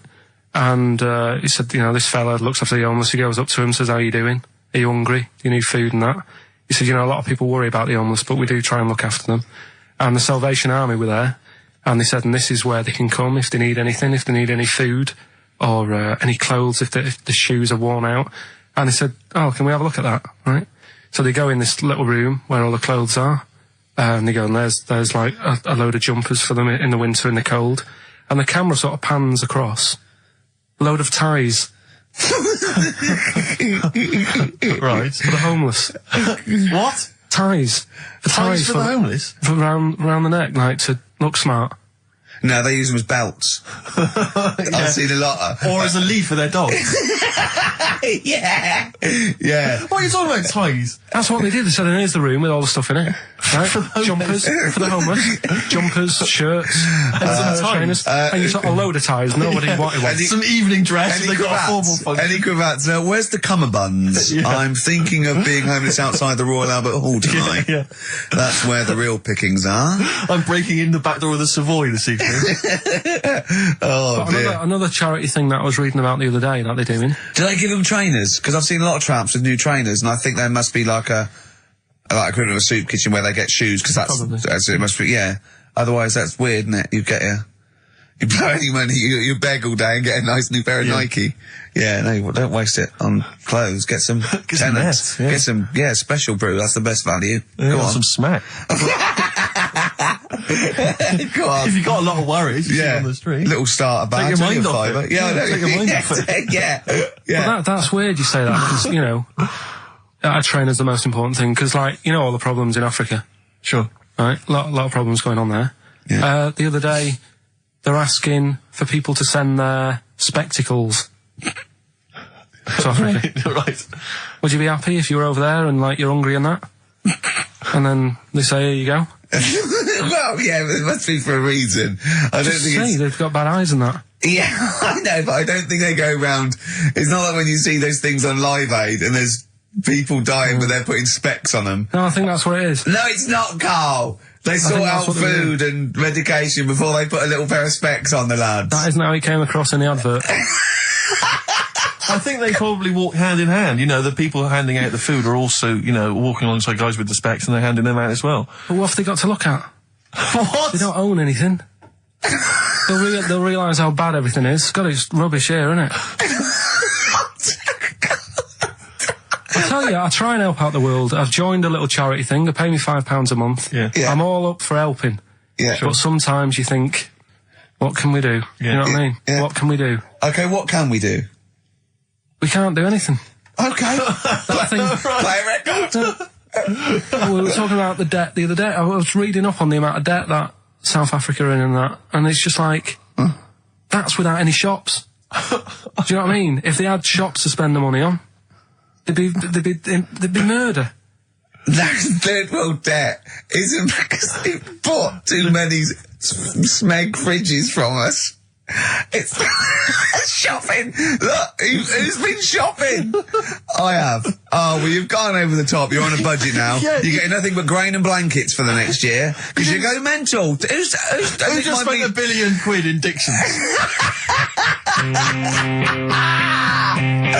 Oh, God. Forthcoming single from The Thrills, that's called Santa Cruz. On XFM 104.9. We were just talking about people who do good work, you know, wandering up and down Oxford Street, giving stuff to the homeless and thing. And I was at they have a little kind of music festival back in my hometown of Bristol, periodically in the summer. They can never really attract any decent acts, but, you know, we support it anyway. Not even Portishead? No, they never turned up. Tricky? No. Right. I think that, well, this year it was Robert Plant, who sang lots of old blues covers, and people were quite bored until he played Whole Lot of Love at the end, and then we sort of went, you should have done all the old Led Zeppelin and stopped playing all this other nonsense we're not interested in. So I was set this for next time. Yeah. Robert. No. But I was just snuck off into the woods for, you know, a waz, because I'm quite rock and roll like that. And I was passing, and these are a group of people, and I've always thought they never get enough praise, enough credit, and I genuinely, and I mean this entirely sincerely, I really do. I don't mean to be, I'm not taking the mick at all. But the St. John's Ambulance people, they're absolutely blinding because they all look like nerds. I mean, they all look like kind of, they're normally kind of fat women or kind of blokes. I think you're doing very well for their new recruitment campaign. Well, so I was going to say, I think you're selling it to people who want to join. This is my point, Rick, is that they've not changed the uniforms in like 40 years. And it is normally, it's normally the kind of, the nerds from your school who went into it or whatever. It's kind of old people. I saw them, they were all sat around in this little area. No one was, you know, they were just sat around, they were bored, they weren't really enjoying the music. And I thought, look at that, they're not, that fat kid over there, I pointed him out to my mate. I said, see that fat one over there in the uniform? With the glasses and the hairbrush forward. The glasses, hairbrush forward, the kind of blue navy jumper. Satchel. There's a little satchel, yeah. He is never going to get off with a girl, probably until he's like 30. And even then it gets to loosen clothes. And even then it's because he's giving mouth to mouth to her. Yeah. Right, and I thought, he's never going to get anything. And I'll tell you this, all these trendy young girls walking around in their kind of, you know, cool summer gear, in their trendy tie-dye and the like, I'll tell you, when one of them you know, takes something that's a little bit dodgy that they bought off some guy with dreads, right? And then they're desperate for him, and they zip in there. Oh, quick, my friend's, you know, passing out. She's had a funny turn, and he's straight there with his water and his medication. Oh yeah, they need him then, but he doesn't get any action the rest of the time. You know, and that's what annoyed me about it. I thought they're doing a bloody good job. They turn up at sports events, at festivals. No one gives them the time of day. You never hear any good praise about them, and they're there, sat there, Steve, hot or cold. Tell me the truth now. Did you join the St John's ambulance last week to get some birds? Got no action. Really? I had no action. And I've been passing some dodgy E's around all the festivals. By the way, your dreads are awful.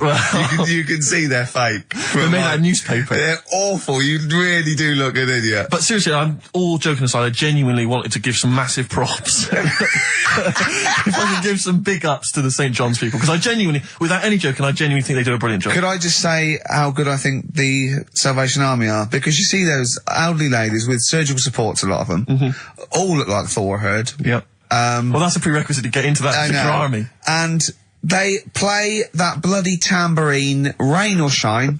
Yeah. And they are just, all they're trying to do is, you know, save you from burning in hell. And they don't get any respect. Of the Salvation Army, do they, like, would they have to get called off? Yeah, they'd be, it'd be the Gurkhas first, then all the regulars, then the TAs. I think then it's sort of like police, lifeguards, yeah, down to I think AA, and then it's Salvation Army. Right. We send in the Salvation Army. Obviously, if you know, we lost a lot of casualties, sure. You know, and they're the last to go. Yeah, but they are all highly trained, aren't they? All those old women, they can kill him out. Yeah, with a single blow. Yeah, yeah. So good to them. Good to the John's Ambulance. Good to Salvation Army. You know, big up. But I think we should just, you know, if I might introduce a new feature every week, let's just give some props. Let's just give some massive respect to someone who doesn't get enough respect. Yeah. Who doesn't get enough respect? Who's done a blinding job? Mother Teresa. She's gone now. She's gone. She won't be listening anyway. Who's the best person that there is? Who's the best person there is? I'll tell you what, I'm gonna call, either Carol Vorderman or, Esther Anson and say who's the best one you've ever met that, you know, did something. Yeah. Alright? And we'll heap praise upon them next week. Yeah. Great. What? I just don't like, you know, they know they're doing a good job. Right. If I did that job, I want a pat on the back. You wouldn't need a pat on the back. And people are starting to, you know, it's like Carol Vorderman. I like her. She's alright. She does a good job.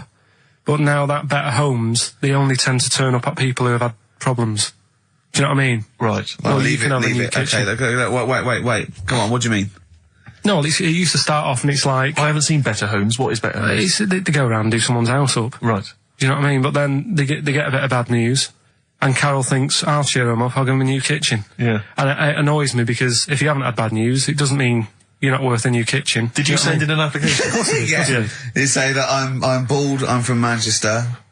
Well, if you'd written that, they'd have rushed round. Yeah. What do you mean? What they say, so-and-so's had a bad year, his mum died, he lost his leg, and all he's ever wanted is a chaise longue and a hostess trolley. And the annoying thing is, right, they might not be the ones who write in, it might be a neighbour. Yeah. But they also get something sorted out for them. Really? So even though the neighbours had a bit of bad news, they go, I'll cash in on this one. I'll send a letter into old Carol, tell her that, you know, Mum's passed away. Yeah. I'll get a new conservatory sorted. Sure. And sometimes the neighbour gets a better deal than the person who... Do you know what I mean? The person who's had a bit of bad news gets like a new little kitchen, whatever. Neighbour next door, leave the conservatory. kitchen, let it go, Carl. New decking in the... You had to pay for your own garden. kitchen. Do you know what I mean, though? Is it all the done now, the kitchen sorted, the bathroom needs You had trouble with the grouting, didn't you? Yeah, don't worry about Oh no, that. we got to do, look, play a record, we got to do the results. And then we got to do Monkey News. Could we quickly do the results? Well, you say we've got to do the results. There's not people hanging on for them. Let's do it, just knock it out there before let's play a tune, let's come out and do it. Eddie and the Hot Rods, yeah, surely. Eddie and the Hot Rods, do anything you want to do. That's uplifting, isn't it? Oh, the drumming. Brilliant. Takes me back, all the way back to 1978 on XFM 104.9. What were you doing? What are your memories? I was actually probably dancing around miming the drums to that in my bedroom. In fact, I remember... Were you nude? No. I remember, I think I had that one on a single, but I'd got it from an old jukebox, so it didn't have a middle. Sure. Right, I think they're called dinked, right? And so I had to line it up really carefully, and sometimes by the end it would just slightly go out where the record was moving. Where I just had to... Interesting anecdote there. Fascinating. Yeah. What a lovely insight into your young asking me what I was doing 25 years ago. Carl, quick, the results, then monkey news. I need some monkey news, but I need the results first. Right, play it again and give the answers. Here we go. Songs of Competition. phrase. Songs of phrase. Name the artist. Name the artist. I know you're just 16, but looking old. Hue and Cry. That's... Who's that? Hang on. Well, that's Philip Bailey again. That's too little. Right, it was... That was Roxette.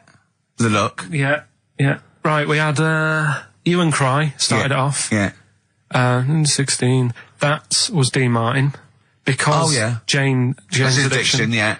Because Cars. Yeah. Chinese Philip Bailey. Philip Bailey, that's second outing he's had. Last one we used him for Chinese, where there's a very Chinese kid. He's never got so many royalties being used in racist game shows. Brilliant. Then Roxette and finishing with George Michael. Oh dear. So brilliant. Right. Who's the winner? Well, the winner, actually, it looks to me like he's got all of them here, from Bognor Regis. It's Stuart Birch. Well done, Stuart, and you get that bag of tat. Bognor Regis. Yep. Oh, just need his takes me address. back as well. Yeah, if you just email in your address, Stuart, and you can have those goodies. If you're not interested, don't bother. Steve. Oh, chimpanzee that monkey news. Okay, monkey-related news from Karl Pilkington. Right. Do you know the monkey that went into space? Yeah. Yep. It happened in 1958. Right. Now you know that. Yeah. Yes. What did he do next? What he did the do monkey do next? Yeah. One appearance on Celebrity Squares and it was like forgotten. Right. Yeah, cut a novelty record. Yeah, just like Rick Waller. I'll tell you what happened. He got back and all that. He got back. Heroes welcome. NASA sort of said, you did a good job. And that's where a lot of people think it all ended. Sure. Yeah. But NASA were like, well, hang on a minute. We spent a lot of time. We've trained him up and stuff. So he's like, he's saying, sure, I've learnt a lot. I've still got it all. I've kept it all. I know what to do. So they said, right, we'll use you. So he turned into like a bit of a trainer at NASA. We wanted to send you out on the top of an organ. yeah. You put on this little bellhop outfit. Could you smoke fags? Yeah. I'll have a go. So they were getting in new monkeys. The main man at NASA was saying, can you teach these the sound? He's going, of course I can. Do you know what I mean? I remember it all. I know what's going on. I'll tell them what buttons to press, what to do in emergencies, that sort of thing. It was technically sort of employed by the army.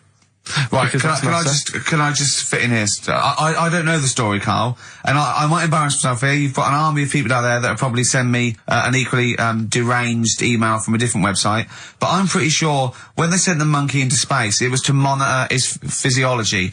He didn't press any buttons or learn to dock or take off. It was just the effects of weightlessness and space on basically a primate. I'm pretty sure he was tied in with electrodes to his head. So, well, yeah, I'm pretty sure. I could be proved. But even if that were the case, and he had learned to press one or two very basic buttons. Definitely not. Definitely But not. even if it were the case, I'm pretty certain they wouldn't have brought him back to train up Neil Armstrong. Right, definitely. Go on. Going, Neil, what are you going to say when you come out there? Yeah. I was thinking of just saying, I'm on the moon. Hello, it's made of cheese. Don't say that. What about, I've noticed that you got little legs, right? But mankind stepped forward. Well, how could I put that? I was just going to say, I'm on the moon, it's great to be here, wish you were here. I've got to think so Hi, about that. Mum. Yeah, go on. Anyway, basically he got back. They sorted him out with a nice pension. He was happy. Because of like the rank that he got, he was like, he had loads of medals and stuff. He said, right, we'll make him a colonel. He got that. Like I say, he got a pension. That was the end. He died in 1969. He was buried with his wife. He passed away. His wife. I'm sure it just goes on to a different website about something completely different. And You're talking about Buzz Aldrin. Yeah. His page is missing. Oh dear. So well, Carl, if someone could call in. Did they train Leica the dog to sort of dock and re-entry? Did he, Leica? They didn't bother. They didn't even bother. They didn't bother to bring him back. They just sent him up there, and they didn't have technology to bring him back. And they just went, yeah, that's brilliant. Well, I can do that. Yeah. really? Amazing. Yeah. What do you think of that, Carl? Rubbish, isn't it? Sort of brought it down a bit. But But the little monkey made a colonel. Hero. Big hero. What was he in? What craft was he in? Sputnik. Just hang on a minute. He was in Jupiter AM. Yeah. Let me see that piece of paper. Yeah, I can guarantee there's nothing there about his training other than let's hope he's not sick on the control panel when we shoot him up at 400 Gs. Oh dear. I love the fact that you think that this monkey was a high... Do you know what I mean? Do you, when you think of these things that are less in the monkey's face, do you think of the Planet of the Apes? Like they're sort of talking sort of chimps and gorillas and they're in tunics on horseback with snub-nosed rifles. What do you think of? Just a little monkey getting on with it. He knows his job, he knows what he's got to do, he gets on with it. Look, he's pressed the button. Watch him press the button. This takes me back. Do you remember 1965, I think it was? We're going to use him to train other DJs. That's it then. Goodbye. Thanks. Cheers. Cheers. 1:05 then, already, over Saturday, so I'm Ricky Gervais. That was Placebo, yeah, with special needs, which brings me to my next point. With me, Karl Pilkington. Karl Pilkington, there he is. Steve Merchant, 104.9. That's it. We're back then.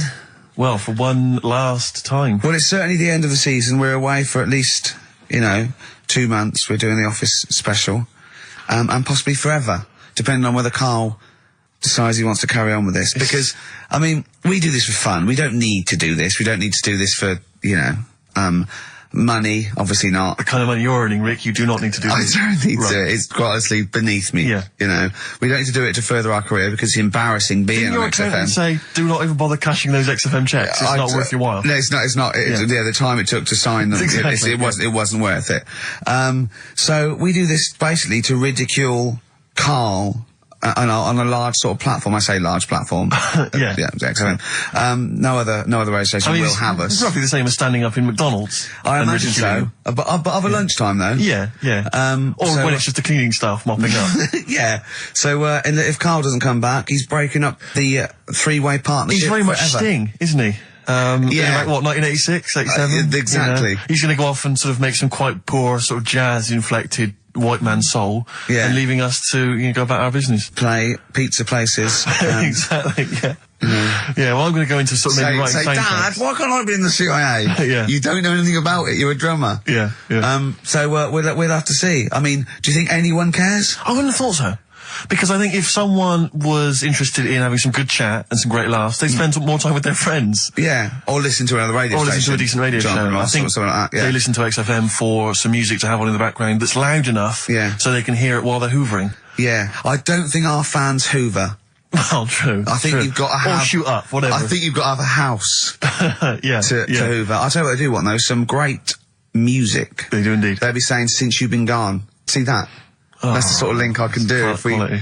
if we stay If you together. could cut out all the other drivel you speak, you'd be great on Magic. Oh, yeah. You've got to have... Come on. I know, you've got a rainbow something, haven't you? Rainbow. You got a rainbow something. Oh, it's Rainbow. Well, I mean, for a last show, that song had everything.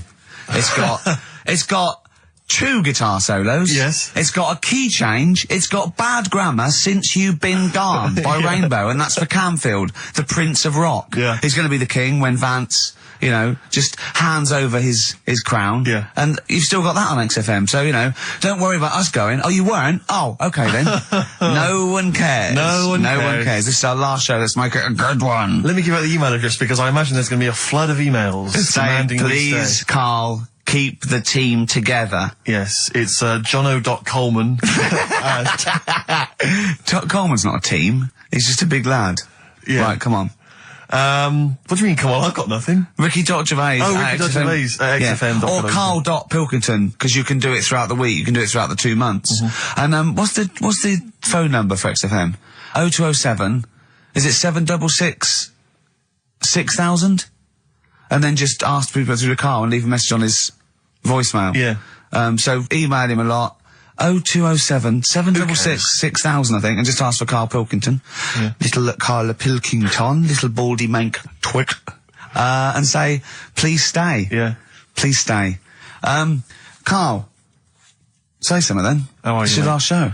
Say hello. What are your feelings, Carl, so far? I mean, are you cheerful? Are you upset? Not at all. No? Can't wait for 3 o'clock. So it was interesting how Ricky was saying he only does it for the fun. I haven't even got that bit. Yeah. I am paid peanuts to work Saturdays, which wrecks me weekend.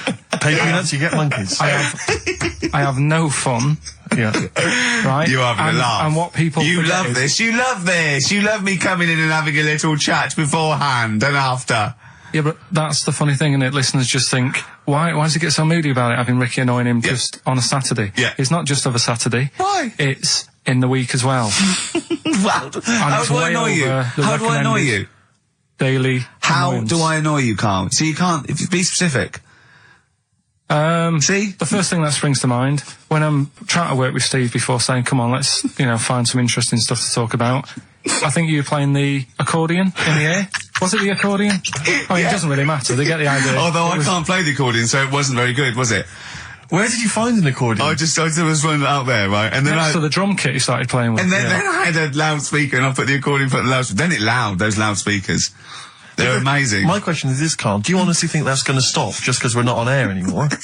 He's not going to see you on a Saturday, so he's just going to come in even more often. Yeah, I can just drop He in. won't bother me as much, though. I think he will. And he'll have his fob taken off him, so he won't be able to just wander in. Of course I won't. So What? They're not. Do you think they're going to? Of course, they're going to let Ricky Gervais walk in anytime they want. Yeah, I might come in, might do a few trailers, might hang out, with Andrew, going, hey Andrew, how's it going? He'd go, yeah, we're having a bit of trouble, what do you think? I say, lose that off the playlist, put that one on, sack them. Yeah. Let's have a little bit of feeder. yeah, that's what we want. Yeah. Feeder. Forget about tomorrow. At least we're here today, Steve. The three of us for an hour and a half more. The last time ever, possibly. It's up to little baldy-haired Mankey. Well- Karl Pilkington. A number of emails, Rick. This is from Matthew Davis. I think he very much captures the mood of the email public. His email is just simply titled, "Go, in the name of God, go." It says, why wait till 3? Why not leave immediately and stop subjecting us to this abject Well, misery? Carl did once when he had to get a train. Of course. lest we So forget. that's never happened on radio before. But who knows? I mean, stay tuned. We might shoot off at 20 to 2. Or we might get better. We might get better. We might get better because we've done a bit of planning because I got Carl round last night Really? to do some planning of the show, didn't I? And so we've Yeah, I got... thought you were going to be there, Steve. No, I wasn't told about it. Yeah, well, I called him up and said, why, what are we doing? He said, well, you can come round and, have a chat, maybe get some ideas and that for tomorrow. So I said, is Steve there? Yeah, Steve will be coming, yeah. So, go round. It's close, next to his flat. The pub couldn't be closer. Yeah. Alright? Yeah. Unless there was sort of spirits and that in the lift, they couldn't have got closer. Yeah. Right? I turn up, you're not there. No. He's lied. Yeah. Yeah. Right, Well, I so- knew you wouldn't come out if it was just like you thought I was going to muck around. I had to pretend it was work to get you out. So, you weren't there, Steve. No. Anyway, so he says, oh, come in the flat, got an interesting book that you'll like. Okay. So I think, well, that's kind of work, he's trying and that. Yeah. So I go in thinking we're going to get some good ideas and that from this book. Couldn't find the book. He looked for about 40 seconds, said, oh, I don't know where it is. I don't know. Come on, let's come in here, let's have a wrestle. Right? So I'm sat in the lounge, right? Sat there just chatting to his girlfriend and that, just chatting. He comes wandering out in his underpants. Yeah. Well, I was comfortable, yeah. I don't know if you were comfortable because we were sort of pulled up Yeah. right between the crack. Right. Looked like, okay, probably like a gay sumo wrestler. Yeah. And I did a little dance for you, didn't I? Because there was MTV on and I was doing a little dance. Dancing to Elton John's new one. Yeah. And what did you say? What did you say when I was doing a little dance for you and my pants pulled up? Like, right? Do you remember what you said? You went, I poured him a drink, he was in my home, I'm entertaining him, he goes, are you sure you're not a bender? Is that any way to treat a host? I think it was the right outrageous. time to ask. But we did do some work, didn't we? Because you got confused and he said he's, oh God, it's like a child or a cat when it's confused. He went, Steve reckons in ancient Greece, right, it was better to shag a bloke than a woman. And I went, well, yeah. I mean, that's about the male being, sort of a first-class citizen. Yeah. Much better, wasn't it? An aspiration the to point sleep with was, a beautiful Carl, man than a beautiful woman. Women were lower class citizens, Yeah. so therefore men were seen as higher class. So to have sexual relations with a man there was no shame in that. No. In fact, it was looked upon. And I as a said, good well, it's, ancient Rome. I said, even Nero, he'd sit in his big jacuzzi and he used to get, pretty boy men to just go into the water and just nibble at his testicles while he was having a They wash. didn't do that.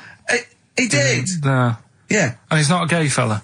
No, well, no. I mean, you know, I don't know about Nero, but I mean, it wasn't a case of a big delineation between what was heterosexual and what was gay. It was just, you know, whatever you... So what did this fella do then? This one who's having his... Well, he was pretty much top boy, Nero, for a while. He was in charge. And, you know, and you did what you were told. If, Caesar or... But why were people going round there? Why didn't they go, oh... No, they weren't dropping in. It wasn't like the door was opening. I just can see what Nero's doing. It's not like when I pop in here to see you. Normally what would happen is he'd say, come back to my place, I got a book for you. Yeah. You'd pop in. But he'd come out in his pants. Elton John would be on. You'd have probably been like a delivery boy or a stable boy or something, you know, and you'd have popped round there and you'd have gone, there right, Nero, there's the tablets of stone you wanted. And they go, Pilkington, why you are here? Pop under, I don't know why he's French. What is that? I don't know why he's French. Just pop under the water and nibble at my testicles and you'd have done it. Because he was Nero. I wouldn't. He would have. There's no way I would have done. Well, you would have. What have I done? I've dropped a pizza off. Yeah, you put around to Nero's place with the pizza. Right, I'd say I've done my job. Right? Yeah. That's not the sort of tip I wanted. No, he'd have said, get the little baldy chap to nibble at my testicles, and you'd have been underwater. I wouldn't have done it. No, Well, you might have me head on the you water. hadn't done it, right. No, I wouldn't have done it. Can I just say this, Steve? Not only would you be nibbling his testicles, you'd have been going mad. You'd have been noshing him just for extra. You'd have been doing everything he wanted. You'd have been going, he'd have gone, I didn't ask you to do that. You'd have been going mental. They'd have been chewing, slurping, smacking, poking. You'd have chopped, you'd have gnawed his packet off. You'd think you're eating Walker's crisps. There'd be bubbles, there'd be it'd be horrible. Beatles from the soundtrack to The Yellow Submarine, actually, and that's Hey Bulldog. On XFM 104.9, our last show, maybe. Me, Ricky, Steve, and little Karl. Alright, Karl? But, that book, that wasn't a fake. It wasn't like just a ruse to get you back to show you me and dancing him in pants to Elton John. It's that, what was your girlfilm doing during that, instantly? I think she was just getting on with sort of like packing up sort of boxes because we were moving. So sure. I don't think. Well, she's seen it all before. Yeah. And the book was, do you remember that book that I showed you? That, it was, a man's body, an owner's manual.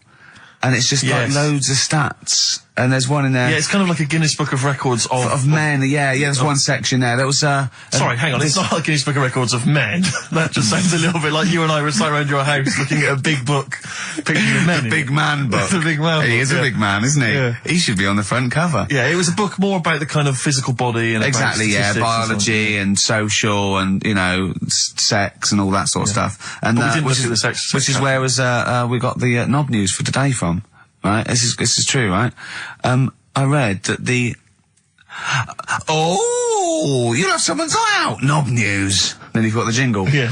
I read that the smallest ever functioning penis, right, was under 3/4 of an inch when erect. Extraordinary. That is bad luck, isn't it? And it's a micro penis, so it's perfectly scaled down. Just a little look at Karl's face. Well, couldn't the fella have said, look, right, I'm not happy about it, so don't print it. It's not the sort of press people want, is it? There wasn't a picture of him. It was anonymous. They didn't read the book and at work the next day and go, look at this, Frank. What? Smallest ever penis, half an inch. He didn't go, it's me. He just went, yeah, loser. Yeah. You know what I mean? Anyway, let's have a shower. I'm alright. He must have had to have a little jod with a pair of tweezers. Yeah, presumably. Because you couldn't even get a fist. I mean, no. That is bad luck, isn't it? Was he a good-looking fella? What would you do, right, if he invited you round and said, right, and he was like the king, right, and he went, oh, Karl, can you just go in there and just nibble at it? And you've gone under the water, and you're just about to nibble at it, and you come up and you go, that's tiny. Would you be disappointed or relieved? Right, well, that wouldn't happen. No! Karl, I'm saying if it did, would you be disappointed? Would you go, oh, that, I can't even get, I don't know where to start with that? Or would you go, oh, thank God it's not a big one? You've got to remember that he's the emperor. So you've got to do what he says or he'll have you killed. What would you do? Would you go, oh, I lovely set of tackle, or, oh, it's not as big as I wanted, or would you secretly think, I'm glad it's not big because I didn't want to, because I'm not that guy? I'm not even gonna think about it, because I wouldn't do it. I know I wouldn't do it, even back then. Even back then, what do you mean? Even Well, What? when was Nero at it? What? Well, the Roman Empire was sort of like 2000. Well, it stretched up for to years. about, yeah. So, It's a long time ago. Yeah, I wouldn't do it. you'd have to. I always remember, we're still doing Knob News? Yeah. Just, It's just Knob some News Extra. Knob News Extra, excellent. well, I didn't do that well at school and that, right? But we had biology. Mm-hmm.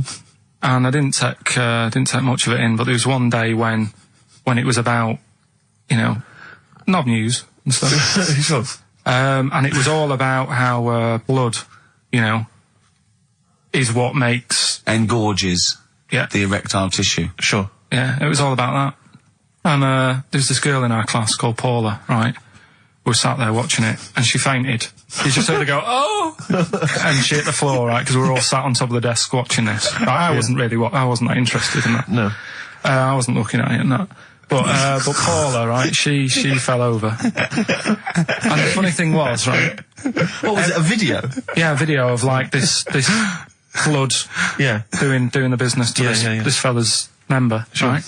And she fell over, like, and everyone's like, oh, what's up with her? And the teacher was trying to, like, wake her up and give her water and that. And it was really weird, because then the nurse came in, and yet this video was still playing. And the nurse came in, what happened? Well, do you seen this? Yeah. And you could hear, like, then it was going on to, like, sex education on the video. It was all done from start to finish. What happens? Da-da-da-da. And by the end, and she was still out cold by the time it got to, like, and then they had a baby. Yeah. Right? And that just reminded me of it. So it then. seems to me that was her sex education class. She fainted when the penis got erect, and when she woke up, a baby was born. That's probably what she thinks happens. She's wandering around now. And the whole class just missed out a bit because they saw someone. If she's ever faint. with a bloke and he gets an erection, she just goes, oh no, Well, that's get it. She was a bit of a class tart, really. That's why everyone was like, what's up with her? Carl. No, but she was. Everyone was like, what's up with her? It's not, she's not seen it before. But just reminded me then. Weird. But anyway, yeah, so I wouldn't Anyway, let's leave Nero aside. Yeah. The other thing in this, should we play a record and come back? Yeah. There's another interesting fact. There is some extraordinary facts in that. Yeah, well, more facts. We're running over. It won't be knob news. There'll be all different types of news. Libertines, don't look back into the sun. On XFM 104.9. I'm Ricky Gervais, with me Steve Merchant and Karl Pilkington, for possibly the last time ever. I was coming in today, Steve, and I was walking just past Shaftesbury Avenue, at the beginning of Shaftesbury Avenue, and it's sort of a little bit of a tramps corner going on there. And there's a couple of tramps, proper tramps, already had a few, and about sort of like 40 maybe, or that. They could be 30, they could have a hard life, they probably have. But he was going, Johnny's coming down, but Les isn't going to make it. And I think they're just planning their social and meeting there. I just think that that's nice. They've got, they don't just drink by themselves. Yeah. What are we doing tonight? I thought we'd get drunk and sleep in the hallway. We did that last night. But I just like the idea that they're planning it. And they've got mates and they do stuff and they go, all right, how's it going? Well, you know how it's going. Yeah. I'm sitting next to you in a pile of piss. You know how it's doing. Do you think, I was also thinking, do you think they ever wake up, like, before they've had anything, like 9 o'clock and go, I was pissed last night. Yeah. Oh. You were talking absolute rubbish. What was I doing? You were just going, hey, boys, you were just shouting at cars walking in the street. You were joking. Was I really embarrassing? Yeah. Oh, you were pretty drunk. I tell you this, I'm never going to do that again. Oh, but at least I didn't make a pass at Dirty Agnes. Oh, God, what did I do? You were just going, please, Just love the idea they have no little conversations and that. Okay. I imagine one of them going, I'm not coming out tonight, I've got no money. Nor have we yet. I'm just going to go and dance. Just go and dance outside McDonald's. Seriously, I only made 18p to go. You know, because I've always had a soft spot for the homeless. But do you remember that time I was walking over to yours once? And, see, there's the homeless people, there's those ones that they try to retain a certain dignity. they won't just come up and ask you for money. They'll come up and maybe try and start a conversation before introducing the fact. The fact that what you despise and annoys you is the thing they're trying to hold on to is a little bit of pride. I know. And what do you want them to do? Well, just be crushed in a skip, going, just give me some money, look at me. I just think, come out and say it. You know, come out and say it, but don't try and fool me, because sometimes I feel like I've been tricked. I get annoyed because I feel like I didn't see you coming. You came out of left field, you know, I didn't know you were a tramp. I imagine the fact that they're bare-chested, apart from a blanket with their hand out, covered in sores, and no teeth is a clue that Not they're this probably... one, Rick. Not really. This was one of those ones, you sometimes see them, the ones, they're slightly older, and they've got a full suit on. They wear a complete suit, like a pinstripe suit or something, with maybe trainers, admittedly. Yeah. And I sometimes think to myself, you know, at what point in that moment before they finally left the house for the last time did they think, well, I'm going to be homeless. I want to look good if I'm going to be homeless. I'm sleeping rough. I think I'll put on a pinstripe suit. It sort of it can happen in a matter of days or weeks. Anyway, listen, I'm not begrudging the fact that he asked for money. That's fine. I just felt a little bit annoyed because I thought he was an ordinary person. Right. And he came up to me and he said to me, Go on. And he said to me, excuse me, mate, have you got the time? And I said, whatever, you know, 3:10. And he went, have you got any money? And I knew then, I was annoyed. And it annoyed me because I thought, I should have known straight away. I mean, a homeless person, you know, I sensed it straight away. Yeah. Excuse me if you got the time. I wanted to say to him, where have you got to be? Well, yeah. What appointments have you got? Well, no. Maybe he goes to work, he starts begging at 3 o'clock. Yeah, he asked all that day, he goes, what's the time? They go 3:45. You know what I mean? Then he goes, oh, give us some money. It's 3 o'clock. Right. Maybe he has the mornings off. It might have been his day off. He was doing half day or, you know, shift work. Yeah. He might, you know what I mean? You never know what shift But they're I just on. think, Rick, when you see those people from shelter or from famine relief in the street, they've got to wear those little things over their clothes that say where they're from, or at least some kind of name tag. Yeah. So you know when you're stopped by them, you know what to expect. They got a clipboard. I know. These homeless people who come out of there, they look like regular people. They come lurching out like zombies. You go, oh, you think that's an attractive woman? She's just come over. Oh no, look, she's got a dog on a piece of string. I know, yeah. I just think they've got to come out with it. They just come out with it. Just be honest. Be proud. Those people with their things sometimes annoy me, is where they stand right in the middle of the pavement. I have to zigzag, I have to cross the road 4 times to get through them. It's like playing Getaway on video, avoiding all these up and down Oxford Street. You have to really, they come out, worse when they recognise me. That's why I've got about 8 standing orders now where I've been caught. But I leave the house and it's just like people are trying to take my money from me. Between my house and the tube, there's just swarms of people trying to take my money from me at any cost. Carl's got his first little direct debit, haven't you? £5 a week or sort of £5 a month? Yeah, I've joined something to help Africa out. I quizzed her for a bit. I mean, she came over and she was saying... He was talking to her for about 40 minutes. Yeah. Just making sure your money was going right to the right place. Yeah, I was saying, you know, why have I got to give you my bank details? This is the thing. And I was saying to her, I'm sure you'd make more money, right, if you just had a little thing that you put money in. I said, I want to help you out, right, but it's the fact I've got to give you bank details. And she's saying, no, this is the way we guarantee we make money. You know, we can help places out because we could be out all day and we could only earn like 50p, whereas, you know, we know that it's worth us standing around. Yeah. So I was like, well, fair enough. I said, so what's my money going to be doing then? And I think it's called Care of the World or something. Yeah. And she's saying we're giving them money to buy hammers, and we're not just going to give them money to blow in and stuff. They've got to, like, work and They don't give them money. Well, whatever. What do you think of these people just, like, on these drought planes? Like It's a gift voucher for being cute. So they have to buy a hammer. No, they go with the buckets and go, alright, and they throw it up and they go, bundle! Yeah. She was making out anyway, right? That she was nice enough. She was selling it to me. She said, you know, we give them the tools and they feel good because they're building up their own place and everything. And so fair enough, right? And now I've done that for 2 months. They've had a tenner off me already. I'm checking it, making sure they're not ripping me off and that. Yeah. If I ever go to Africa and I need a hammer and there isn't one, Yeah. I'll be livid. You'd be livid. Because, you know, it is a lot of money. Sure. Every month, £5. Yeah. And, you know, you're talking about people hassling you and that in the street. I actually moved flat. The last flat I lived in, I moved from there because of the hassle. That was, yeah, it was a high street and you couldn't, like you were saying, you'd nip out for a loaf and spend about 40 quid. Yeah. just on people saying, give us the money for this. Samaritans, tramps, heart attacks, old people or whatever. It's like, So it ended up pushing me off that street. It was like, I can't handle this. It's getting crazy out there. They may as well have little stalls. Yeah. Hey, but listen, let's make the world a better place with a little bit of music. Oh, thanks Bit very of much. Bauhaus. Yeah. Give generously, people. Come on. Bauhaus's version of David Bowie's Ziggy Stardust on XFM 104.9. Ricky Gervais will be Steve Merchant and Karl Pilkington, possibly for the last time. And as a special treat, a return, sort of like a summer special, an end of term, well, a gift to the fans. Karl is bringing back Rockbusters. Do you want to explain it? Rockbusters is basically Blockbusters, completely ripped off, done with music, that may or may not be a cryptic clue, and may or may not be the actual band name, and may or may not be the actual letters he said they were in the first place. Do you want to sort of describe one, though, in case someone's a new listener? And, Well, Exploding Pet was Atomic Kitten. Yeah. AK. Basically, for those of you who are new to the show, this is the final show, Karl reads out what he considers to be a cryptic clue. It's not a cryptic clue, it's just some words. Just a string of words. Yeah. And from that, you are supposed to deduct the name of an artist or a group or a band.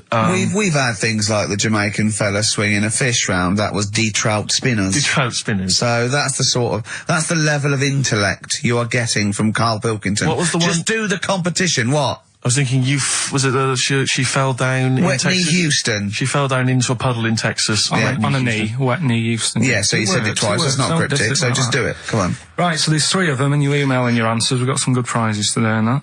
Right. Well, let me say the prizes. They aren't bad. Whiz through it, because this, you know, the competition's bad enough, let alone just listen. What's he We've got? got 3 DVDs and about 6 CDs. He's got the young ones and all that, like TV things. There's some great CDs, yeah, go on. Right, so the first one, cryptic clue.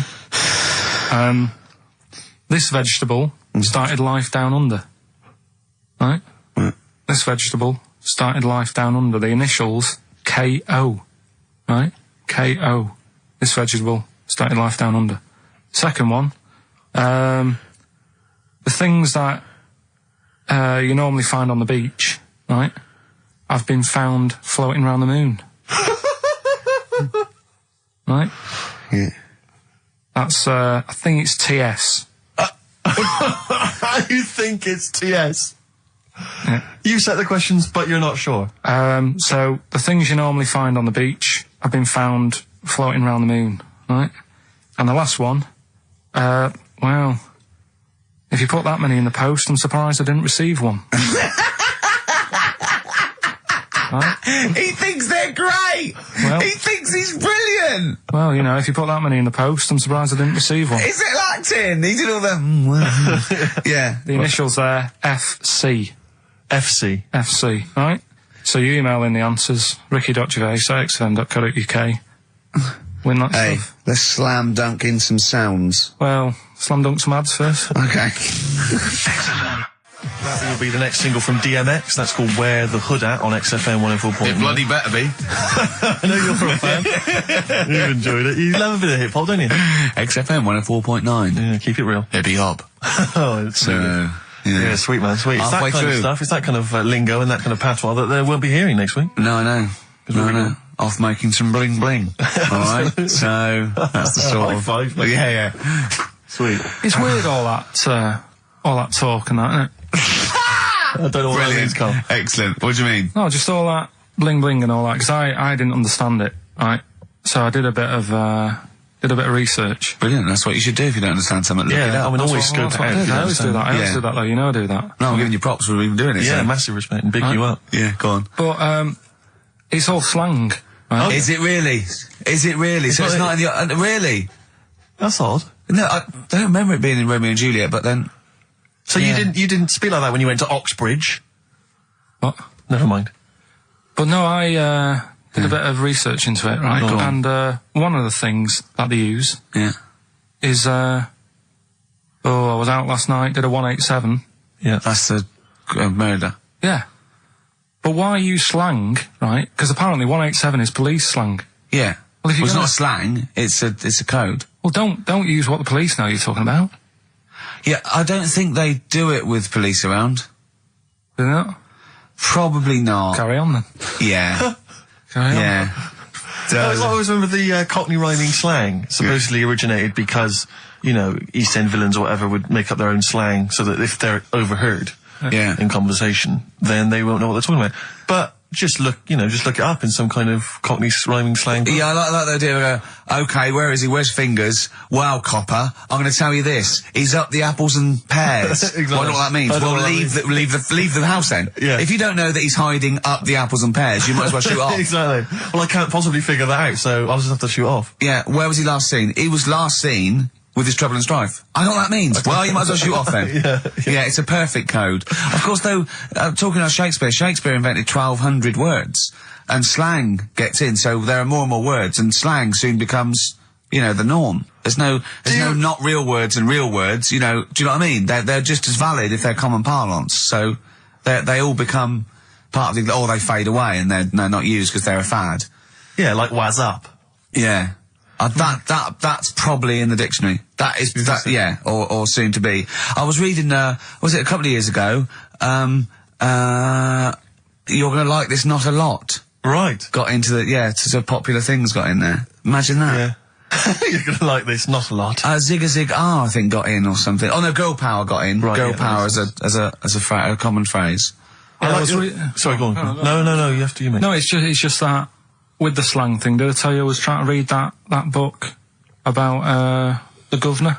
Oh, yes. And that was full of that, and it had a page on the front that you had to keep going to when, you know what I mean, when he used a bit of slang, you had to sort of go, right, I don't know what he means. Glossary. Right. Just nip back, have a look. I thought you meant, when you said there's a page at the front, I thought you meant the cover with his face on. I can't remember who I'm reading about. Oh, there he is. Is this the book that you nearly finished reading, but you realised all the pages were in the wrong order? Yeah. He bought a cheap book, right, a second shop, started reading, loving it, then he started reading about this bloke, and he went from jail to school, and then he looked at the page numbers and they were all out of order. How annoying is that? You never read books, do you? I never read one, right? And Suzanne, it was a weekend when we were going to Hastings because you two had done me head in, right? She said, I'm going to take you away so you relax and what have you. So, ended up not relaxing because it was like putting the jigsaw together. I'd started reading it on the train, thinking, loving this. It's a really interesting story about this fella who, you know, didn't have a great life as a kid, starts getting into a bit of crime, what have you, turns out to be the governor. But it wasn't as easy as that, because like you say, it started off at school, then he was in prison, and he's like, oh God, he started young. And then, next thing, he's like married, and he's like, hang on. He's like 12, and then he's had a heart attack, and then, like, but I just thought it was part of the thing, because I read chapter 1, and then it did say chapter 12, but I thought, right, it's like that sort of done in that stylish way that everyone's doing. What kind of a biography starts messing with the medium? I was born in the East End. Take one onion, add some, this is But it's the idea that an East End villain's going to write his autobiography, but think, I'm just going to play with the form a bit. I'm going to get quite postmodern with this. No, but... He's barely able to write, probably. Yeah, oh, you can say that about him, Steve. I wouldn't. I think he's an educated man. Go on, next, Carl. But, yeah, just because it was like 2 for a tenner, that shouldn't be like... Oh well, you know, you got a good offer. So no, that's rare. I'm sure the bloke selling it did not know that the pages were out of order. Let's face it, Carl. You read it and didn't realise. Yeah. So you can't really blame him. You got almost half the way through before you realised. I know. Yeah. But anyway, you know. Still, that's a teacher, and that's put you off books for life, hasn't it? Well, I don't like getting into books now. I just read snippets of information. Play record. No, I was just going to tell you about a bit of information that I was reading. Okay. And I can't... Well, we play... No, I've got time for a bit of drivel before we play next tune. Well, I'd rather hear a tune and come back for drivel, because I think people are tuning in for drivel, so let's tease them. Okay. Let's have a record, then some absolute shite from Karl Pilkington. Excellent. Look forward to that. Longview and Further. I love that one. On XFM 104.9. Ricky Gervais, Steve Merchant, Karl Pilkington. Alright, Karl, what did you learn? Right, like I say, I don't like reading books. There's too much to take in. It's too much word. I'm busy in that. Yeah. I don't like reading books, actually. But go on. So, but I have done. So, go on. Right, so, I was looking in this magazine, right? And it was more about... Do you know, I'm not that impressed with Einstein and Newton and that lot. No, why should you be? What have they ever done? Go on. No, but... You know the fact... You see, the Columbus thing, he's another one, isn't he, who got a bit of praise for finding America. Yeah. And it's like... Someone else would have come across that at some point. Yeah. right? And yet, news this week, they've found 2 new types of frog, right? No one's making a fuss. And look how small they are compared to what he bumped into. And that's what I'm saying. People make a big deal out of all these people who are finding stuff, right? Yeah. So the next person... I mean, my head's buzzing, but I can't be bothered. I actually can't be bothered. Don't think this reaction's a good reaction. I don't know where to start with this drivel, but carry on. Right. So anyway, the next fella who... Next fella? I don't know. You talk in riddles.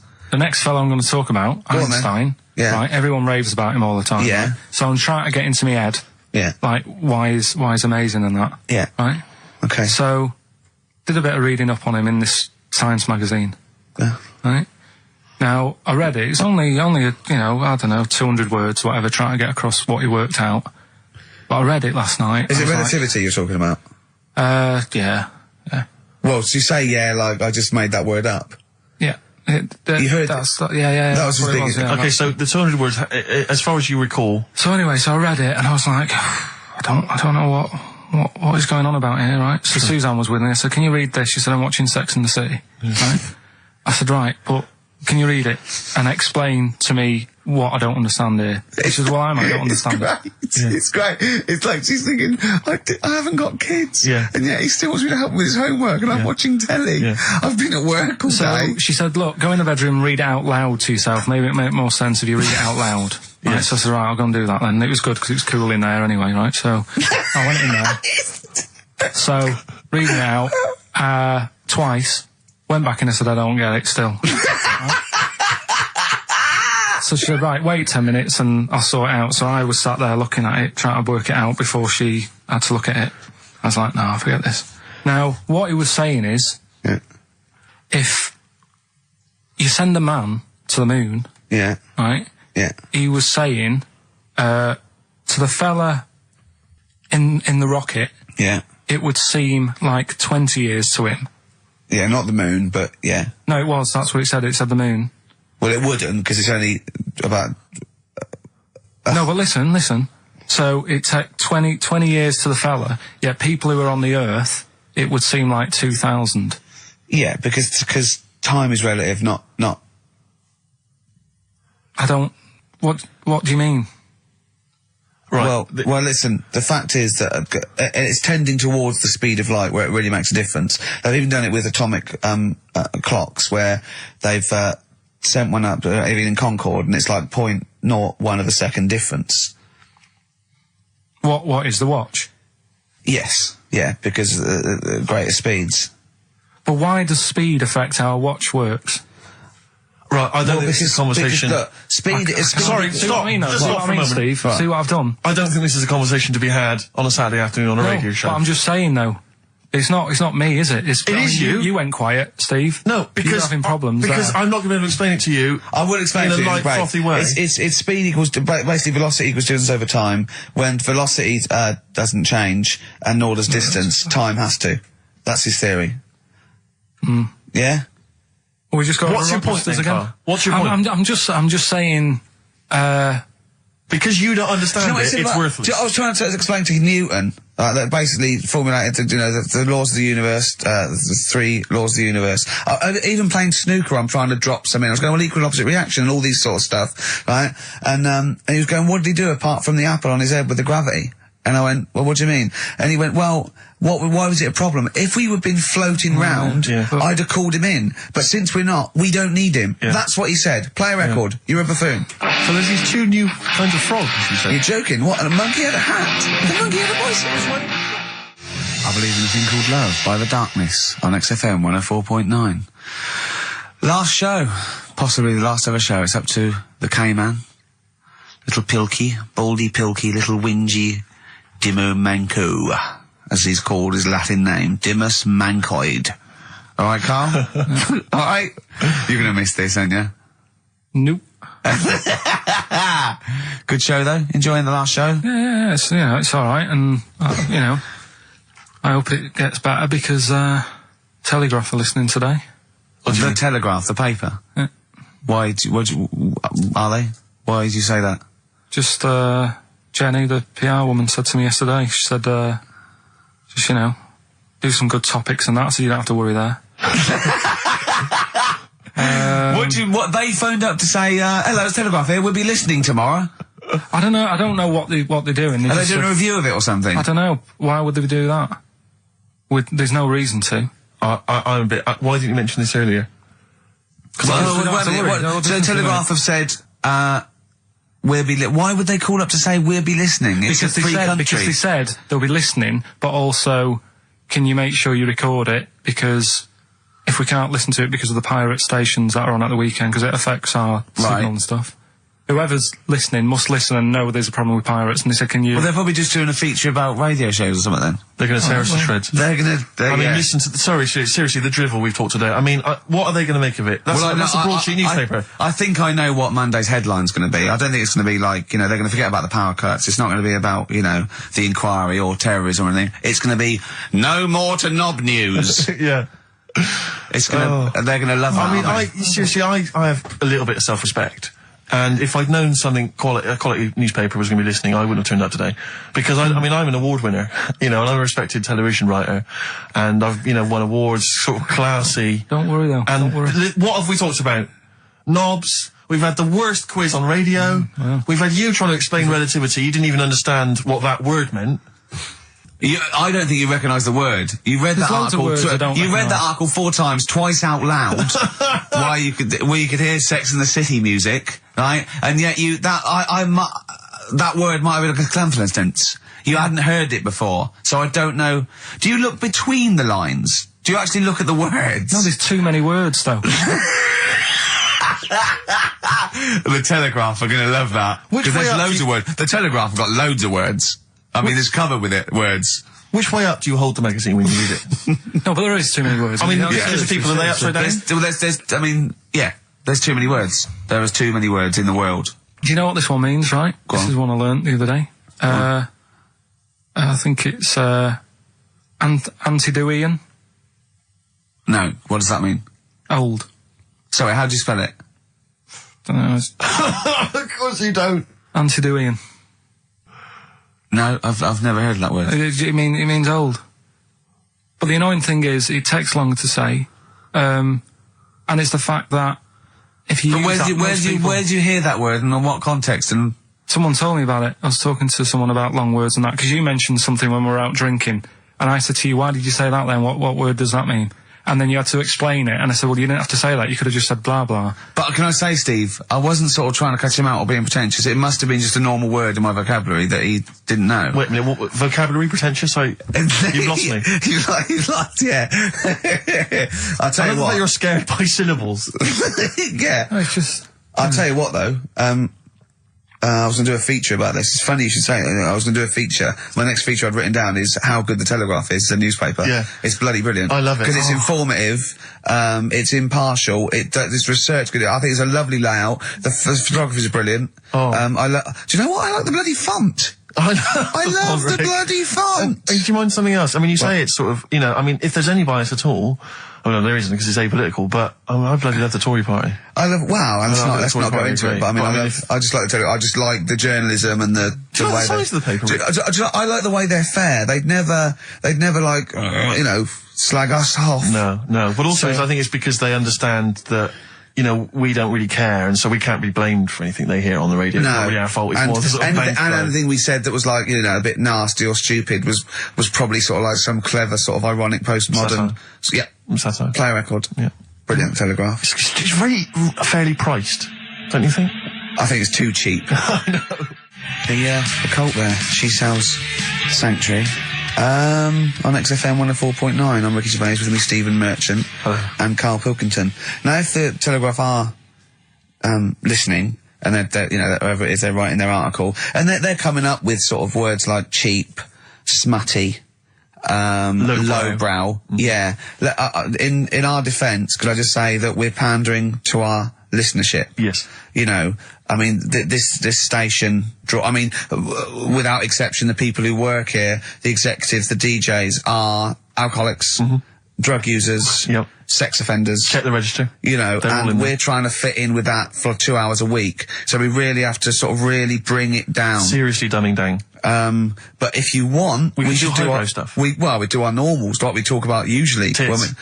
Well, No, yeah. satire. Satire is what you mean, political satire. Social and political satire. Yeah. If you listen any other week, that's what you would have heard. Well, me and Steve are sort of like quite, political animals and Proust. Oh, I love him. oh, I wish he'd resign as governor of France. Have you read Martin Amos's new novel? I love it. It's so Brilliant. lovely. It's very long.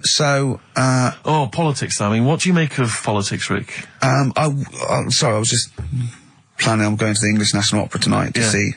To see brilliant. Tartuffe. Yeah. Yeah.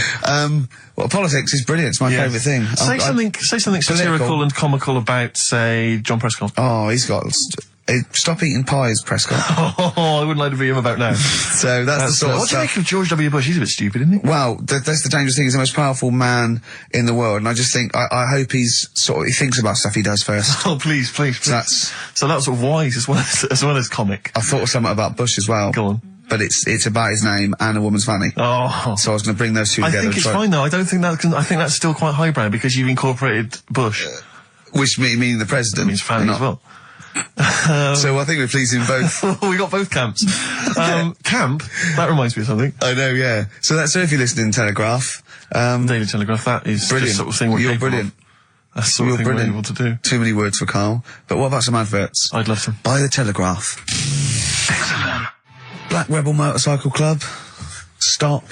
On XFM 104.9.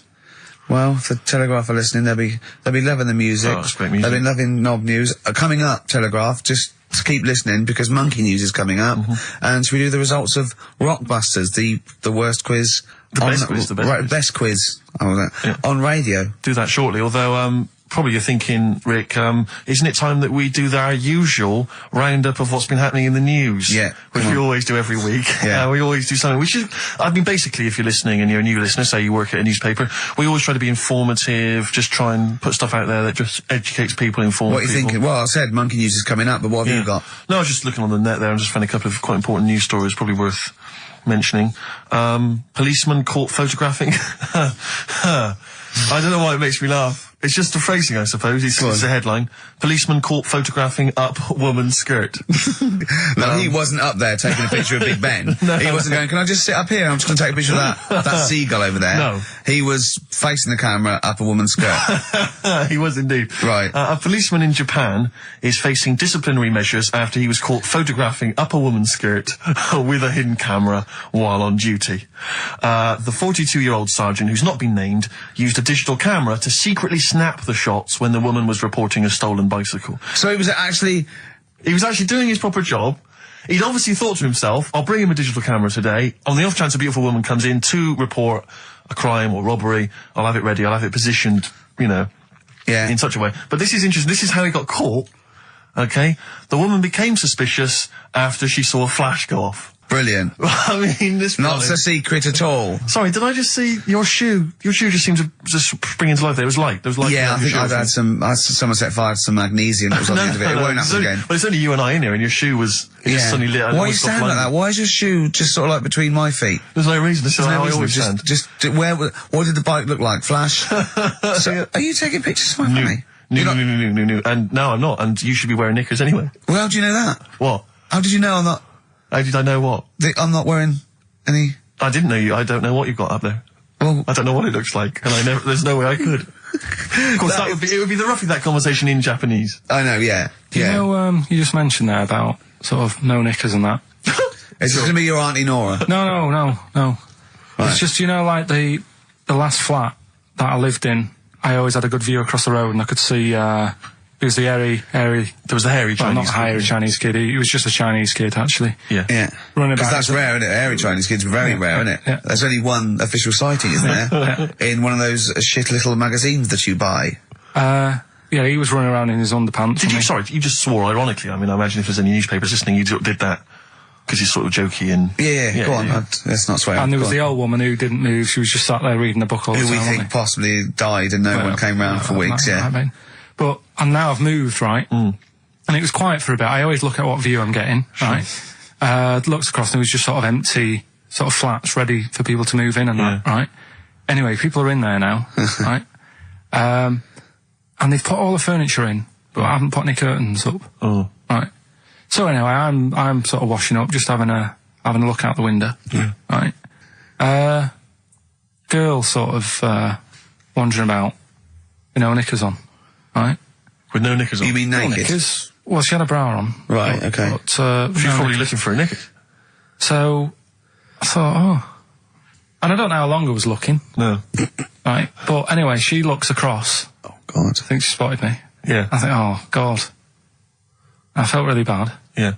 I said to Suzanne, Sorry, is this some sort of Peeping Tom confession while the Telegraph are listening? I've no idea. well, it's not, that's the thing though. Peepington. If I was peeping, she was peeping as well, because she was looking over. Works both ways, doesn't it? Yeah, but yeah, all she could see of you was your bald head. Yeah. No, but And your this hands is it. moving as you were washing up. And some white-looking substance rotting up. Particularly stubborn stain on this glass. Yeah. Oh, God. Imagine that. Imagine if she looked across. I'm assuming your sink is lower than the window. But didn't she just cover up or something? Or she looked back and go, oh, you looking at a bunny? Well, the thing I did, What? I thought, just sort of drop me boxer shorts. Because I What? thought, well, Suzanne said, what are you doing? What are you talking about? What are you talking about? No, just so they can see me cheeks of me. What are you talking about? No, because I thought, if she thinks I'm walking about in the nude as well, then we've both got something out of it. Carl! This sounds like a bad excuse in court. I know. This is Or the plot of a film on Channel 5. I mean, this is like the doctor who got done right for exposing himself to a patient and then painted that little thing that you look down their throat pink. Yeah. And go this is what they saw. yeah. No, so sorry, you were looking at a woman dancing around naked, right? So the only thing you could do was immediately drop your boxer shorts. So she looked across, saw you fully clothed, saw you took your boxers No, she wouldn't have done, because it's sort of just the top half and the sink's at a side angle, so I was sort of looking out. So This she is wouldn't genius. so she wouldn't have seen your trousers then anyway. No, she did. I moved in front of the window more. So you then made you actually climbed in front of the Oh, this is amazing! So you climbed in front of the window to show off it wasn't your naked obvious. lower half. Suzanne said, what are you doing? And I I bet said, she did. What are you looking at? I sent you in here to What clean up. are you doing? I'm just taking my trousers down, stand over the window. Why? Because there's a naked woman across the road. What do you think I'm doing, Suzanne? I'm exposing myself while looking at some free funny. Leave it. What's up with you, Suzanne? leave it then, leave it. Christ. Are we doing Rockbusters or what? Yeah. Oh, she sent you in there to read up on Einstein. She comes in and finds that. Oh, brilliant! Wait a minute, can I just say a final question? What did the woman across the way? What happened? What was her I reaction? didn't look again. I just thought you've seen a bit of action as well. We're both happy. Let's leave it. Brilliant. So were you waddling around like a penguin with your trousers around your ankles? I just was walking about, and Suzanne said, "What are you doing?" I said, "I'll explain to you in a bit, but don't look out the window because then it's Excellent. obvious." Then he sees, she calls her husband to look at Karl walking around naked. He goes, oh, she's got a... Quick, Suzanne, get him out. There's only one with you can do. Get some more friends. They've gone one more. Anyway, Brilliant. Right, play a record and So- come back to Rockbusters. And Monkey News. We haven't got enough time to do Rockbusters. Oh, God almighty. Hanging round with Transformer. A little bit of Lou Reed. Nearly finished. 12 minutes until We Are No More. Ricky Don't Gervais. forget, Monkey News still to come. Well, yeah, don't forget that. Monkey News still to come. But now the answers to Rockbusters. Right, do the clues. all right. The first clue was this vegetable started its life down under. The initials were KO. That was Collie Osborne. All right, Collie Osborne. The second one was... No. What are we letting that go? Yep, we haven't got time, Rick. Well, it's just not the word. We haven't got time, Rick. Oh, so cauliflowers don't start down under. They're on top. It's not like carrots. No, down under is in Osborne. It was Osborne, born in Oz. Osborne. Right. Collie. I thought you meant started. Her name's not Collie. Right, the second one was the things that you normally find on the beach, right? They've been found floating around the moon. That's the space shells, right? Specials. We're going to just tweak it a bit. This is rubbish. I mean, I tell you, no, this isn't even funny though. I mean, they're no good at all. Cryptic. It's not We always cryptic. It's say it's wrong. cryptic. We It's always not say it's cryptic. The last one was, well, if you put that many in the post, I'm surprised I didn't receive one. Go on. That's FC 50 cent. Right? What? 50 cent. was 50 cent. I didn't receive any sale. So he's... Collie Osborne. Collie. Her name's not Collie. Her name is not Collie. Doesn't matter. Well It doesn't matter.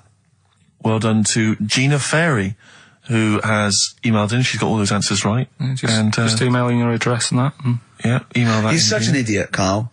As are you, Gina. all right. Loosen Your Hold by South. That's great. On XFM 104.9. Well, that's nearly it. Rick, can I just say thanks to everyone who's emailed in over the weeks and months we've been on, because obviously we're too lazy to even send them a response or a reply, but we do appreciate We do the fact appreciate that it. Same they get with in all the touch. letters and stuff that we can't. Yeah, people send stuff in all the time and they say they like the show or they don't, or they contribute little ideas and stuff, and we do read them and we do appreciate it. It's just that we, when you've got someone like Karl Pilkington in the studio, you just need to pick his brain constantly and you've got no real time for admin. But thank you for sending in all the nice letters and responses and stuff. Well, finally, we should let people know that next week, for the foreseeable future, it's Adam and Joe. Brilliant. They were brilliant, and they're standing in for us this time next week. Well, you say standing in, but possibly replacing full-time unless Karl Possibly. Pilkington decides to change his mind and come back. What do you think, Karl? You've enjoyed today's show, I know. Yeah, it's been all right. Yeah, you tempted to come back when we finally return? Maybe a little rest to make you sort of like forget how annoying I am. No, That, because then it'll that just- is my secret weapon. Sometimes, you know, because it's the thing that you can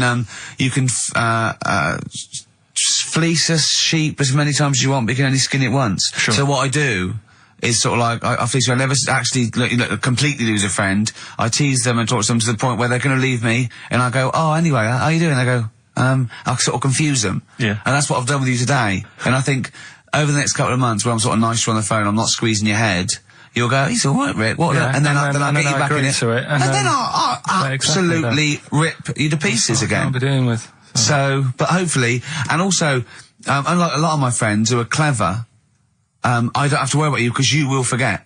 Because you've got a tiny little intellect. And I'll, Exactly. do you know what I mean? You'll Steve? forget this conversation even took place.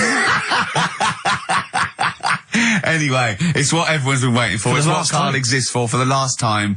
It's monkey news. Play the jingle. Oh, chimpanzee that monkey news. Right, you familiar with 100th monkey? Keep The what? talking. 100th monkey? 100th. Yeah, like as in like, or more than 99. 100th. Yeah. The 100th monkey. Yeah, are you familiar with that? No. No. Anyway, thanks. That was monkey we'll news. leave that Next then. week, Adam and Jet. What do you mean you're going to leave that? Well, I thought it was a popular phrase or something. What, 100th monkey? Yeah. What do you mean a popular phrase? What, why? What? Because you're going to do songs and phrases with it next week. We've said it once before, 100th monkey. No, it's just, it says the expression 100th monkey. Well, Right, do that's it anyway. where it What's the comes from. story? Well, it's from the 1950s, right? Right. And the way they got it because they were following some monkeys about, right? And they started Who was? Who was? journalists Oh, yeah, why? Oh, yeah. just to see what they're up to. Right? Okay, so they're following some monkeys around, yeah. What was it? What, a documentary? Anyway, one of them Come on! One of them washed some potatoes. Right, okay. Right, let's leave that. Right, let's leave that one. Come on! A monkey washing potatoes? Can we leave that one? No, you cannot. It's the You've last got to do monkey it now. They're following a, what is it? Sort of like a family. Is it a family of monkeys or a... It was just one chimp and it was washing a potato and they thought, that's a bit odd, right? Yeah. And Oh, then yeah. it turns out that ended up teaching another monkey Yeah. how to wash a potato. No, they do it. They go down and wash them in the sea because they like the taste of salt. And The weird thing is, though, they when pass on. it got to the 100th monkey, right, even though it hadn't been taught how to wash a potato, Yeah. it automatically knew. It knew what to do. What do you don't know what mean? you're talking What do you about. mean? It was in them. It was in them that they knew that when they get a potato, they had to wash it. That isn't the monkey news. I'm just saying that's where the expression come from, but you haven't even heard of that. So. Well, there's a couple of things there that it could be another upshot, and you know, an instinct is part of your genetics as anything else. Washing a potato. But you can't pass on acquired characteristics, so that's nonsense. If you mean that someone was taught they had a child and it knew it, there's no chemical memory as such. In That's what's some So weird that about wasn't it, even that's what's monkey weird. news? No, the monkey news. You know, we've covered a lot of stuff. There was sad stuff, wasn't there? Yeah. There's some funny stuff in there. You know. Yeah. Do monkey Playing news. robbers and that. Football team. A monkey football team? Yeah, in Costa Rica. Oh, yeah. got all the team members here, right? Right. All the different things. Little goalkeeper. Apparently he's on transfers from some other club. But the bit that got me attention is, apparently he's a holder of PhD of physics. Do you want to have a look at that? Oh, please? the goalkeeper? Yeah, just the goalkeeper. The others haven't done that much. The others haven't done that much. Well, I believe that he's got better exam results than you, Carl, but I don't believe he's got a PhD in physics. Obviously. Do you know what the name of the team is? Coconuts. Oh! So if the Telegraph are listening, that is the sort of quality entertainment you get. Well, you don't anymore. Let's just put a song on then. Yeah, that's the end. Goodbye, everybody. what do you Have want to a leave? have a lovely summer. Yeah, have the a rest of great it, and we might see you in October. We might not. It's up to Karl Pilkington. Chances are So slim. call 0207 766 6000. Ask for Karl Pilkington. Or email him. What's this? Or This is Tim Buckley to end with. I think you'll enjoy this. It's called Once I Andrew Was. Phillips. Call Andrew Phillips. See ya.